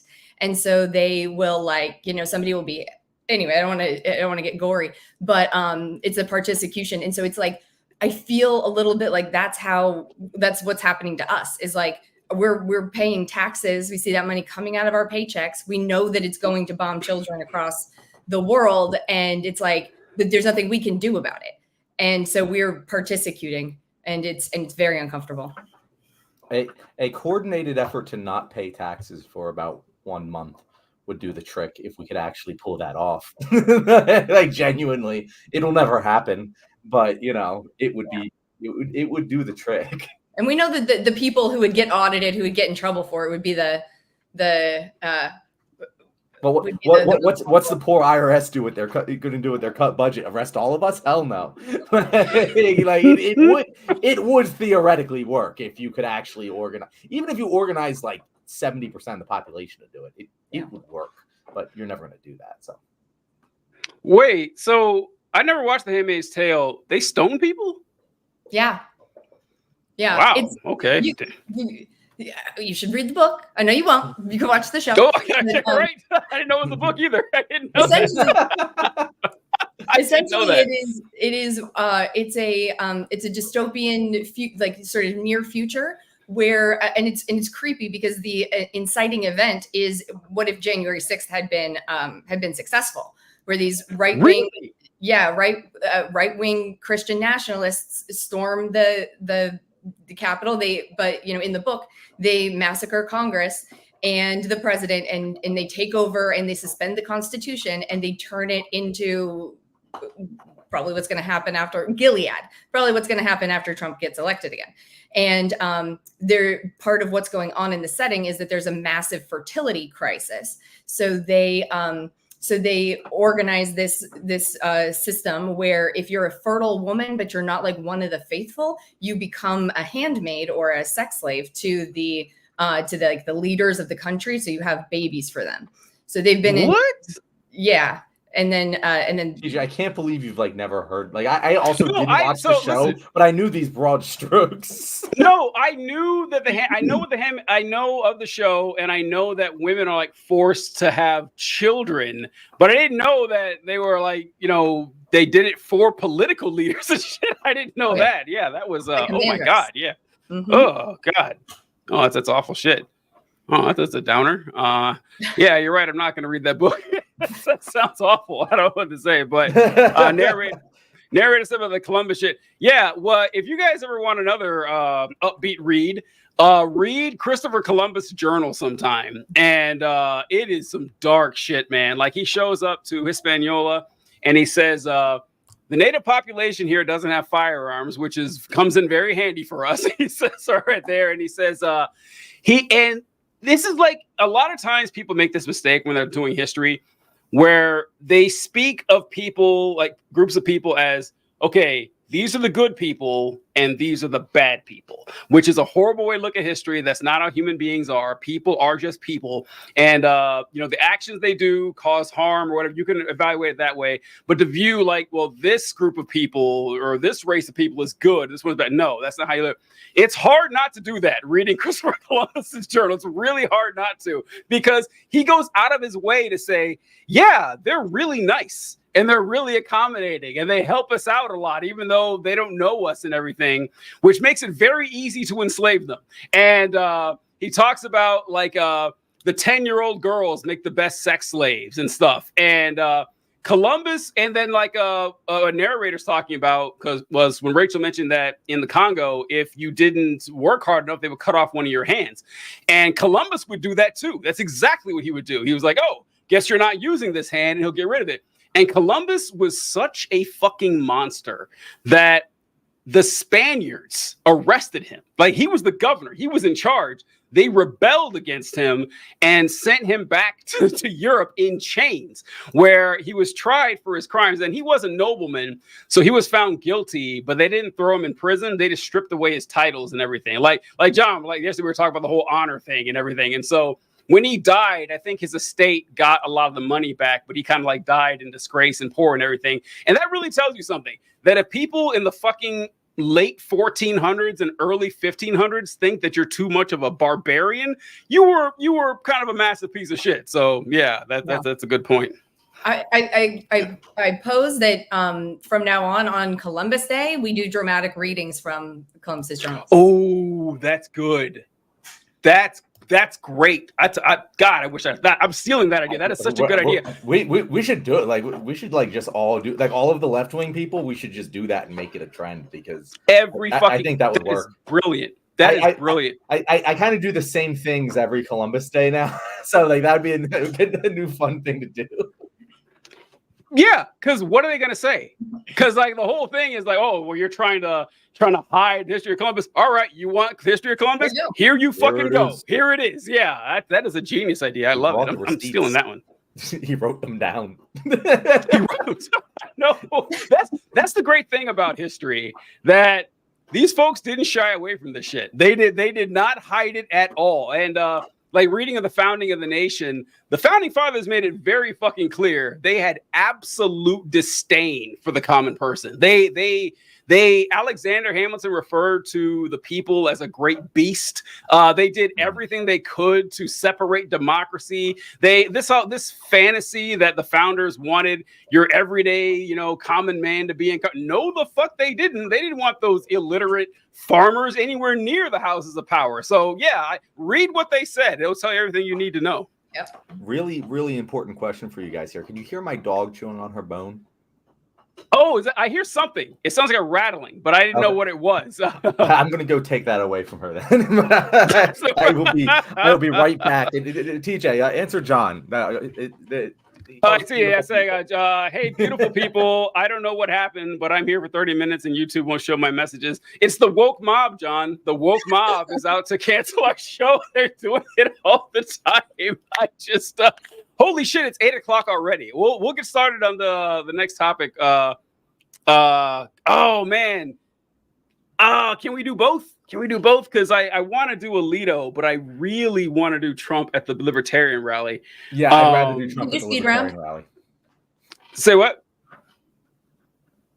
Right. What'd you say? Speed round. That's what I said. We can do speed round. Let's do them both. Oh, speed round. Oh yeah, we'll do Trump, and if we have time, we can get to Yeah. Alito. So, all right, I wanted to just talk about this real quick because it cracked me up. Did you guys see that? Poor Donald John Trump being booed off the stage at the Libertarian rally. Rachel, did you get a chance to check that out? And what did you think? Yes, I did. I thought it was hilarious. For me, the best part was the chickens. Apparently, Yes. RFK Go ahead. campaign gave the Libertarians rubber chickens to use to heckle Trump, and that for me was the best part. It's like I'm gonna love that clip of just seeing Trump get booed. I mean, that's 10 out of 10. What I liked the most about it was that Donald Trump went into a population, or like Trump doesn't really have any principles. He doesn't really have anything he actually stands for. And he met up against people who actually did. And they booed the fuck out of him. Because of course they would. Like, why would we expect anything else? And as weird as libertarians are, they did actually have some principled position there against Donald Trump. So watching them get booed was pretty fun. What did you think of it, John, when you saw it?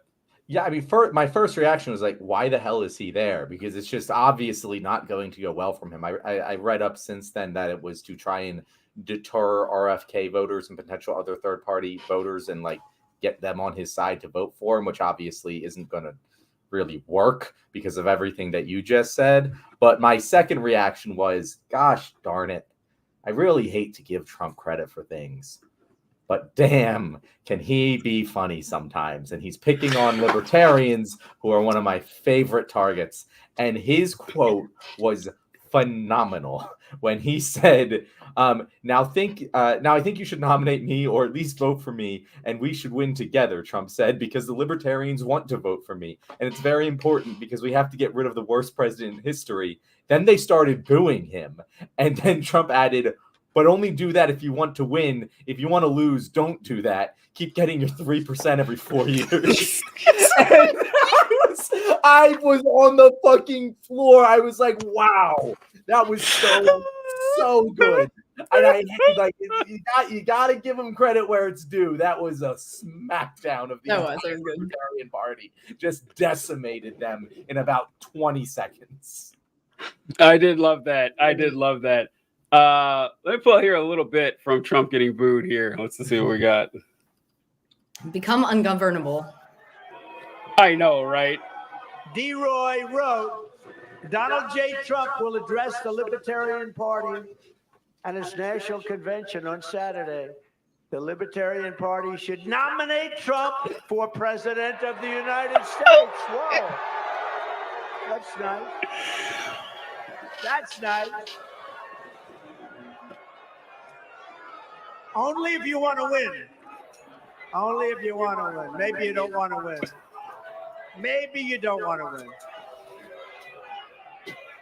Thank you, D-Roy. Thank you. No, only do that if you want to win. If you want to lose, don't do that. Keep getting your 3% every 4 years. I love it so much. Like Trump just dunking on them, and they deserve it. Like they deserve it. And he's right. Like he's 100% right. Like, okay, you guys can boo me all you want. Just keep getting your 3% every. You know what? This is something I wanted to bring up about this. So every 4 years, whenever the Democrats run, and whether they win or lose, but especially if they lose, Democrats spend the next 4 years castigating third-party voters, just tearing them to fucking pieces. It's like, oh, so you're a communist. You've been voting for the Communist Party USA for 12 years. How dare you not vote for the Democrat? Oh, you're in the Green Party and you didn't. It's like, okay, they're not part of the Democratic Party. Why are you yelling at them? Republicans don't do this. I never see Republicans like when Trump lost this time. I don't remember Republicans losing the shit to libertarians and saying we could have used those votes, man. They don't do that. Like, what's up with that? Because you would think that the Republicans would be the ones that are like, hey, get in line here. but they don't. They actually respect the fact that a third party exists. And yeah, you're not voting for us. And then Trump shows up, is like, all right, you want to vote for me? Get fucked. He doesn't like preach to them or some shit. Yeah. Have you noticed that, John, or is that just me that I haven't caught on to that? Because I don't see them doing that.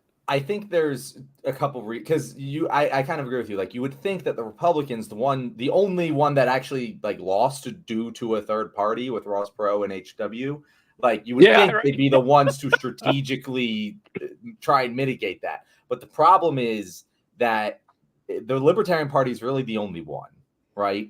And libertarianism is something that speaks to the core Republican voter. Like the Republican politicians want to pretend to practice libertarianism. They always go to that. You never see DNC like elites go, oh yeah, we're going to use a bunch of socialist rhetoric here. We gotta seize the means of production. You'll never fucking hear a someone in the DNC say that. But you will hear people in Republicans in Congress all the time say libertarian talking points about reducing the size of government, XYZ. So it's a little bit harder for them to sell animosity towards something like the Libertarian Party to the average or even the base of Republicans. And I think that's the reason that you see it. Meanwhile, the DNC is actually opposed to the policy of the Communist Party, the Green Party, the whatever have you party over on the left. The DSA, whoever you'll have it. Rachel, what do you think? Yeah, I think I agree with you because, just that idea of the we really don't have a mainstream left. Mm-hmm. And so it's like the Democrats, looking at the communist, it's like those things are not related. They're closer to the right side. So yeah, I agree. And the thing with about like a communist party is that's scary because communist parties have like won before, like not in America, but like they have won many elections across the world and also won things that weren't elections across the world. So there's like a real fear there. Was no libertarian organization is a successfully run organization by the force of their own ideology. Yeah. And it can't be to worry about them. You just never have to. It essentially can't be like Javier Milei in I think Argentina. He's a libertarian candidate who won like the presidency last year or something like that. And of course, their economy is shrunk by like 50%. I always say like a libertarian. There's a reason there are no libertarian countries in existence, because it's like Somalia. Is that what you want? Is that what you want the world to look like? Because that's what you're kind of gunning for here. And I pulled up here a classic libertarian clip, and this is from. What year would have this been? 2011 or 2000? I can't remember which year this was. This is when Gary Johnson. Is it the seatbelts? Driver's licenses. Oh, it's the driver. Okay. Yeah, so it's the same one you're thinking of.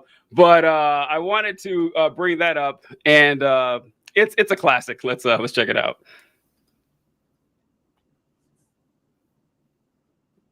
Mr. Perry, the government requires licenses for far too many things. The government requires licenses for people to broadcast radio. The government requires licenses to get married. They require a license to drive. What's next? Requiring a license to make toast in your own damn toaster? Absolutely not.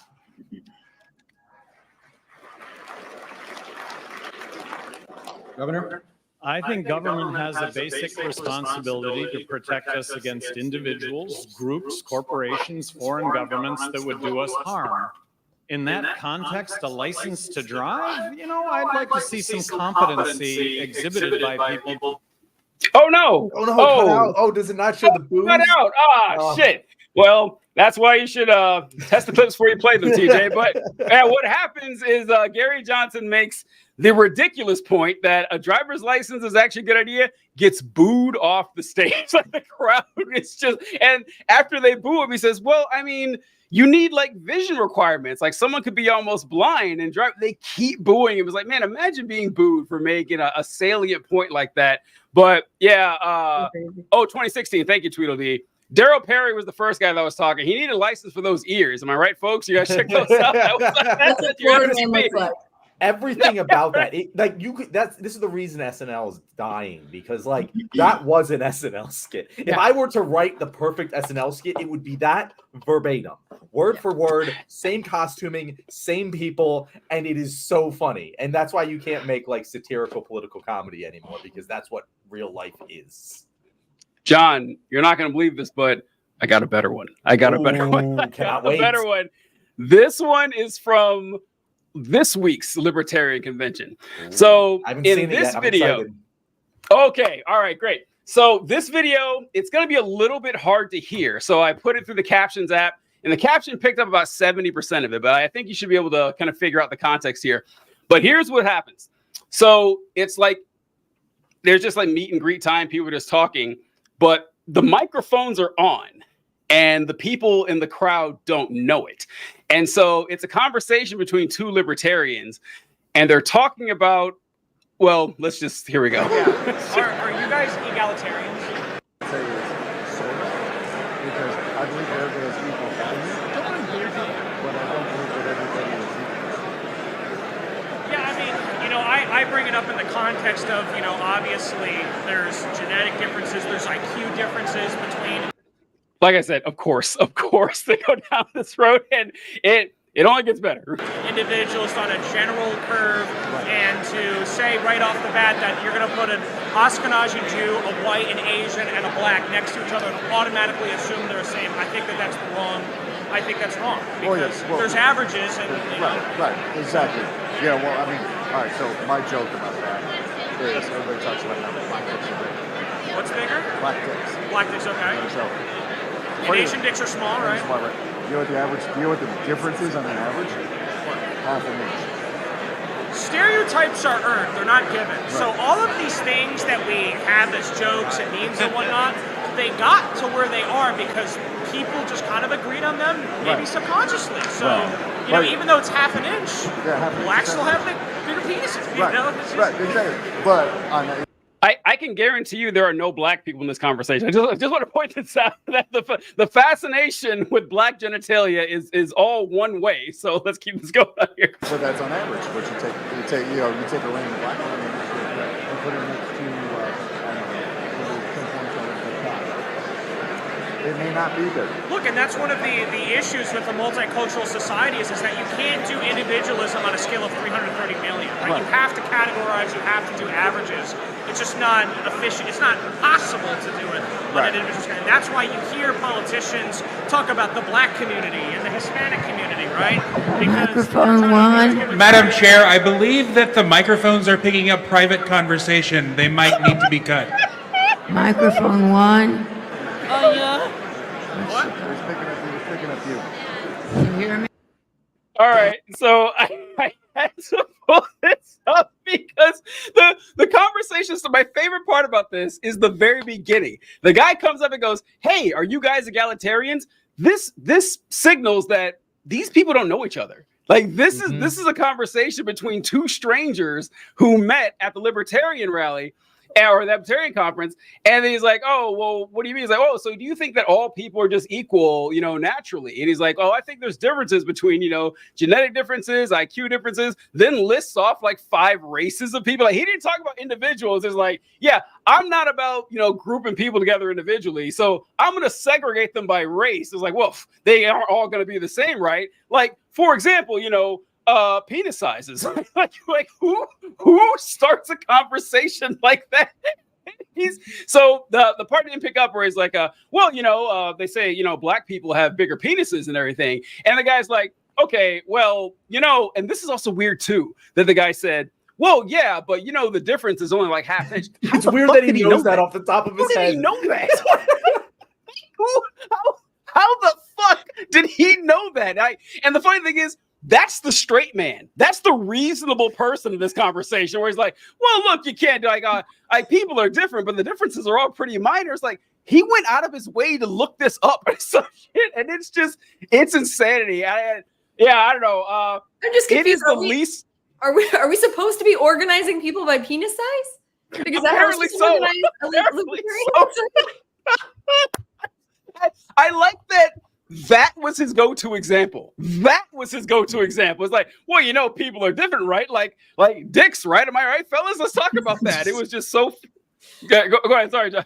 Oh no, I mean that's just a hilarious conversation. It also like points out the entire. It's like saying the quiet part out. You know, individualism doesn't work on a scale of 330 million people, which is a weird thing to say at the Libertarian conference. But it kind of, you know, says it out loud. It's like, yeah, this is obviously not going to work. You're going to have to group people, and we might as well, you know, group them because of these things. I mean, the libertarian fucking philosophy is entirely self-defeating. Like it doesn't make any sense when you think about it for more than 5 minutes. And the thing is, the problem is they say a lot of things that do make sense.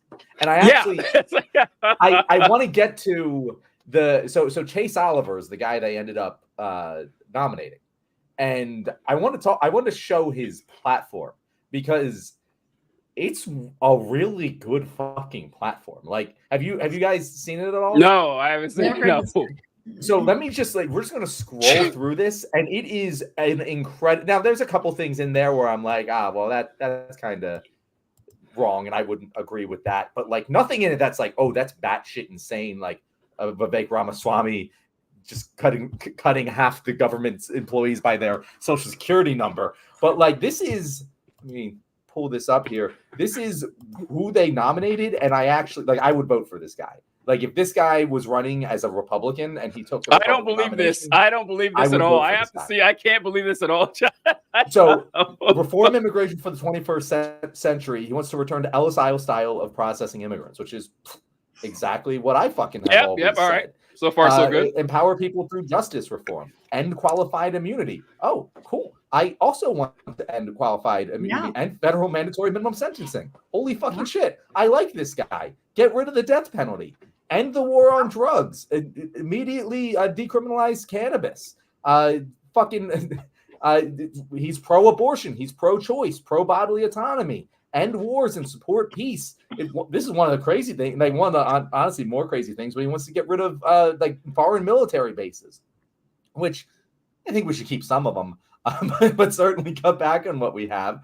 The economy stuff that, you know, there's some stuff. I was waiting. What's the economy stuff? But even that, it's like what he's saying in this. It isn't the crazy, like, you know, we can't have driver's licenses. You know, it's close regulatory loopholes that reward firms that have close relationships with government officials and stifle both competition and innovation.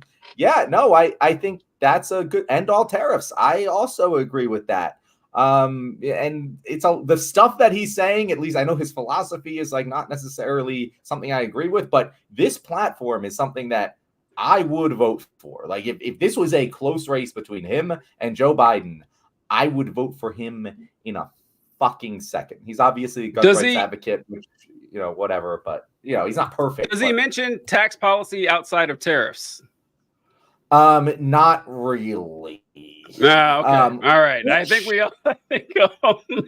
honestly, like, for a Republican, not a Republican, for like the fact that like one of his platform policy positions isn't end taxes, taxation is theft, like that seems like a reasonable libertarian. You know, like, in terms of how far can we take this philosophy and still be functional? I think that guy has it. You know, and that, my friend, is why he has no chance. I know. I mean, he never had a chance, but he's better than Gary Johnson. I'll give him that. You know. And Gary Johnson was the most sane libertarian I've ever seen. Honestly, I gotta tell you, you know. And I want to give credit to Red Scare Claire for making some very good comments here. Where about that other guy's like, he out here measuring dicks, getting averages. That's pretty funny. And you think people, patriarchal people would say the biggest dick should be in charge. It's very funny. And so John, narrator disagrees with you. He says that the U.S. should have 0 military bases on foreign soil. We can operate in ally NATO bases. Now, I have 2 things to say about this. The first is I am with John that we should have a couple military bases, some for strategic reasons, some for efficiency, but I sure as hell want one in Germany. You think for 1 second I'm going to leave Germany all by itself? You are fucking wrong, my friend. Like, I have not forgotten, and I think we got to keep them there. And second, I saw a hilarious Twitter conversation this afternoon and some guy was saying that he thought Australia was in NATO. And another person's like, no, Australia's not NATO. And I was like, bro, do you know what NATO stands for? Like, I mean, like it is the North Atlantic Treaty Organization. Now, not only is Australia not in the North, it's not in the fucking Atlantic. Like, it's like, what are we doing here? So that was pretty weird. But John, you want to argue with our only patron so far? Do you want to argue with the man who butters your bread? Do you want to? I am by no means a military expert, and I like what he's saying about, you know, do NATO allied bases not necessarily our own? Okay, I just from like, I'm not a military expert, but from just like a military organization perspective, you tend to need a dude in charge, and I feel like it would be like if we ever needed to actually coordinate like a response to like a World War II level threat, I would like to have military bases throughout the world that are operational and functional. However, I will say that we should also then allow allied troops, allied countries to have military bases anywhere in North America. TJ, what's that doctrine called? Oh yeah. Oh, it's so funny. Okay, so Rachel, it comes up again. John cracks me up because every now and then he'll drop it when I least suspect it, and he'll bring up the Monroe Doctrine. And so, for those of you who are unaware, back in the 1820s or whatever, President James Monroe, 5th President of the United States, just declared like this is something he could do. He just said, "Yeah, so anything that goes on in the Western Hemisphere, North and South America, that's our business. Like European powers, stay the fuck out. You are not allowed to," which is really funny because back then, like we didn't have the power to enforce that shit, but people kind of stuck with it. Like this has been our backyard the entire time. But I did see a comment because I clipped it and posted a video on this. It actually is violated in one instance. Great Britain has a military base somewhere in South America. Like that's why there was one exception to the Monroe Doctrine, and I forgot where they said it was, but best believe we're coming after it. Like we're busy with some other locations right now, but when we get around to it, we're gonna put a stop to this shit. Once Prince Charles dies, we're taking that down. The monarchy is weak. I love it. I love it so much. Oh, all right. God damn it. Well, we have 6 minutes of show left, and we don't have to go over the Alito thing, but I did want to read this letter. Did you guys see the letter that he sent when he refused to recuse himself? Did you guys see that? Refuse to accuse. I saw excerpts. That's going to end up on the flag. Yeah. Let's see where. Okay, so you don't know, Justice Sam Alito, his wife. Like, what is up with the spouses, the Supreme Court justices? By the way, they can't control themselves. They cannot control themselves. But although we know Jenny Thomas is a freak, like we found her text messages and shit. Justice Alito's wife is kind of a scapegoat because so for those who are wondering what we're talking about. An upside down flag was flying outside of Sam Alito's house a couple days or weeks after January 6th, which is like there's an emergency flag, you know, and everything like, you know, the White House has fallen or some shit. And they've asked him to recuse himself from the January 6th stuff. He says, hell no, I'm not going to. And he sent a letter to Congress explaining why he won't. So I'll put what it says here. He explains the situation with the flag, and he says, the first incident cited in your letter concerns the flying of an upside-down American flag outside the house in Virginia where my wife and I reside. In considering whether this event requires recusal, an unbiased and reasonable person would take into account the following acts. As I have stated publicly, I had nothing whatsoever to do with the flying of that flag. I was not even aware of the upside-down flag until it was called to my attention. As soon as I saw it, I asked my wife to take it down, but for several days she refused. I love this paragraph. My wife and I own our Virginia homes jointly. She therefore has the legal right to use the property as she sees fit. And there were no additional steps that I could have taken to have the flag taken down more promptly. So he says, according to him, that there's an upside down flag flying outside the house, which has a very clear message. And he says, well, I asked my wife to take it down, but legally she didn't have to. It's like, bro, you are not just some random dude who owns a house with his wife. You are Supreme Court Justice of the United States. And you're telling me that your wife is like putting your political future, your reputation for the entire nation at jeopardy, and you didn't take that flag down. I'm starting to think it wasn't just your wife's call here. Like, I'm starting to think that's not exactly what happened. And also, I just want to say, TJ, an ethical person, if that had happened, would have fucking reported it. Would have said, "Hey guys, this is what happened. In case it comes out, my wife did this. I apologize. It was wrong to do so," and would have gotten it out of the way. You wouldn't have fucking hit it. And it's not like he didn't like. There was a Washington Post reporter like asking him about this like months ago. Washington Post buried the story and never ran it for reasons which we can only speculate at. But like, this whole thing is such bullshit. Anyway, continue. It's the least believable story I've ever heard. It's like, bro, you had a long time to plan this lie, and this is the best you could come up with. My wife's reason for flying the flag are not relevant for present purposes. Yes, the fuck they are. But I note that she was greatly distressed at the time, due in part to a very nasty neighborhood dispute in which I had no involvement. It's like, dude, are you ever even at this house? Like, do you not know what's going on at all? No, he's a Republican. He doesn't spend time with his wife. I just want to pitch the Real Housewives of the Supreme Court. Let's do it. Let's do it. Rachel, I would subscribe to a new streaming service just to watch just that show. Nothing else on the service. Just that show. I would do it in a heartbeat. Imagine the other programming on that channel too. I can't imagine. This is going to be a hell of a watch. A house on the street displayed a sign attacking her personally, and a man who was living in the house at the time trailed her all the way down the street and berated her in my presence using foul language, including what I regard as the vilest epithet that can be addressed to a woman. And the sentence stops there. It's like, okay, man. So first you're telling us that your wife has no respect for your position in the country, the reputation of you and your entire family.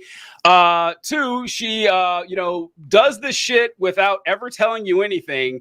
And you watched some man come to your house and yell at your wife and call her, I'm guessing, the C word, and didn't say he did a goddamn thing about it. Yeah, I just let this guy show up and yell at my wife, and what are you gonna do? What are you gonna do? Like, bro, you were looking worse and worse with every word of this this paper here. My wife is a private citizen, and she possesses the same First Amendment rights as any other American.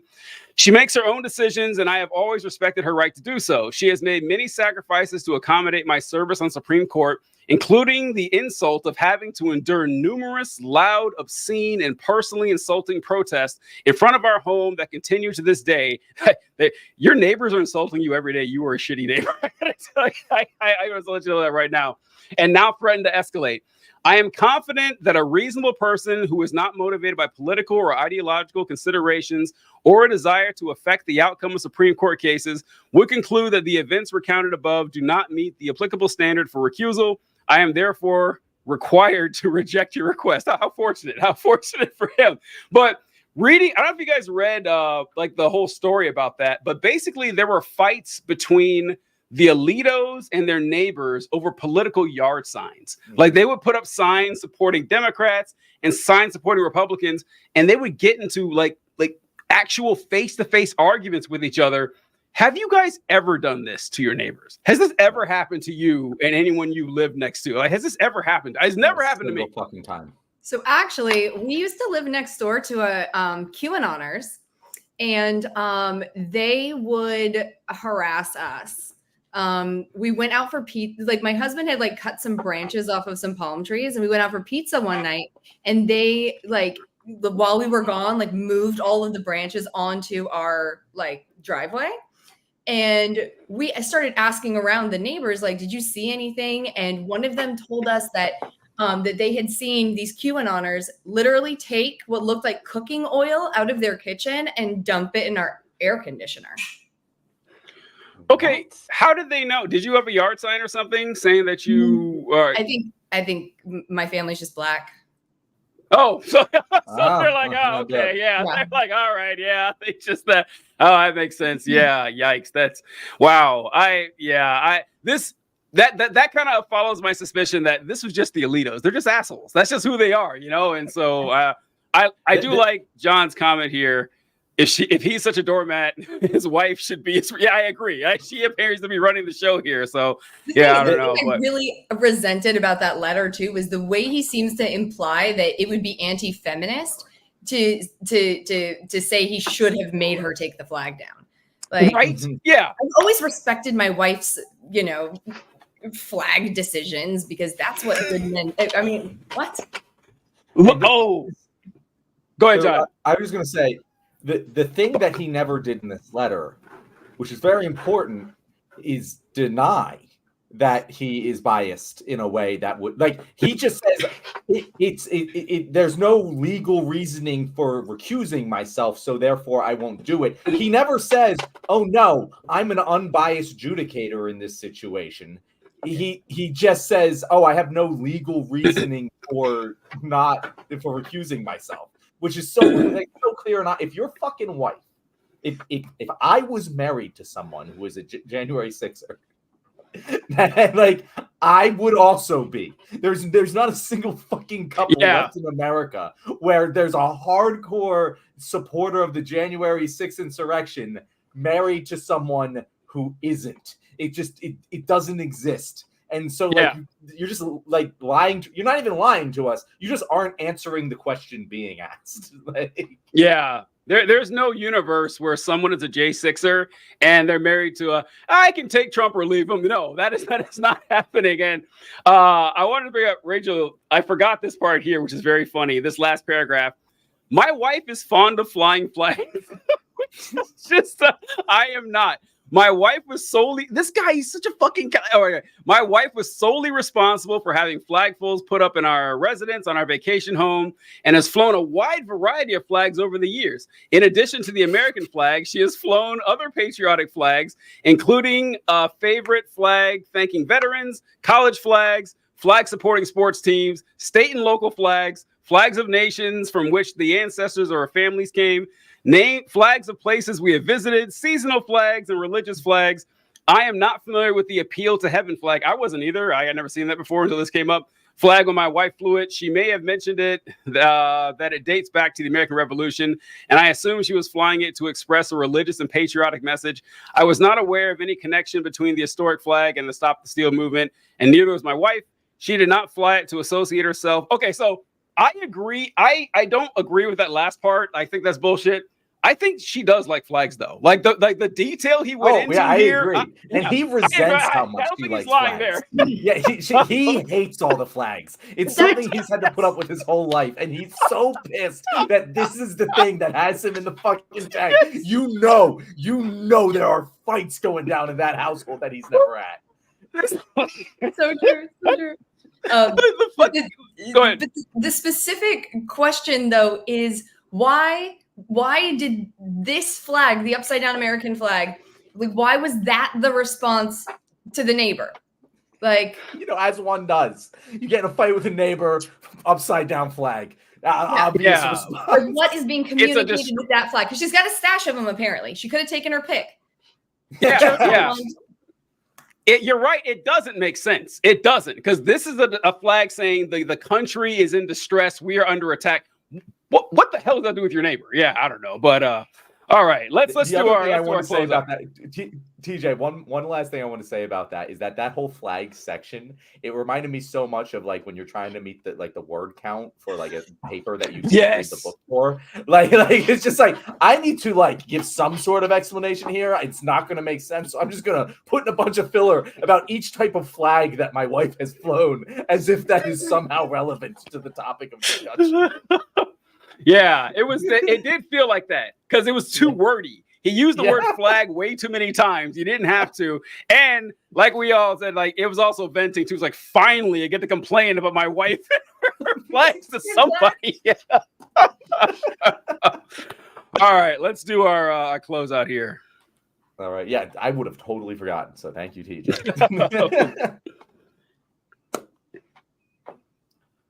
All right, guys, if you made it all the way here to the end of this episode, it's probably because we had a lot of banger episodes this week. And if you want to keep on getting notifications when we drop a new episode, just like the one you love so much, make sure to hit that bell icon. And if you have not subscribed for some strange reason, you better do that too. And if you liked our content this week, it was probably because we had an awesome guest. And if you'd like to know where to find her, Rachel, where can people find you? You can find me on TikTok at authentically ADHD me. Appreciate it. It was a good time, folks. I highly recommend you check out our Libertarian episode. There's a conversation that was caught on a hot mic that you have to listen to. Just take my word for it. You won't regret it. Catch you next time, folks. All right. Good stuff. Good stuff. Well, all right, folks. We appreciate you guys tuning in. Tell your friends, tell your acquaintances, tell your enemies. Check out our content. It was a good time. Later, guys. All right. Well, debrief.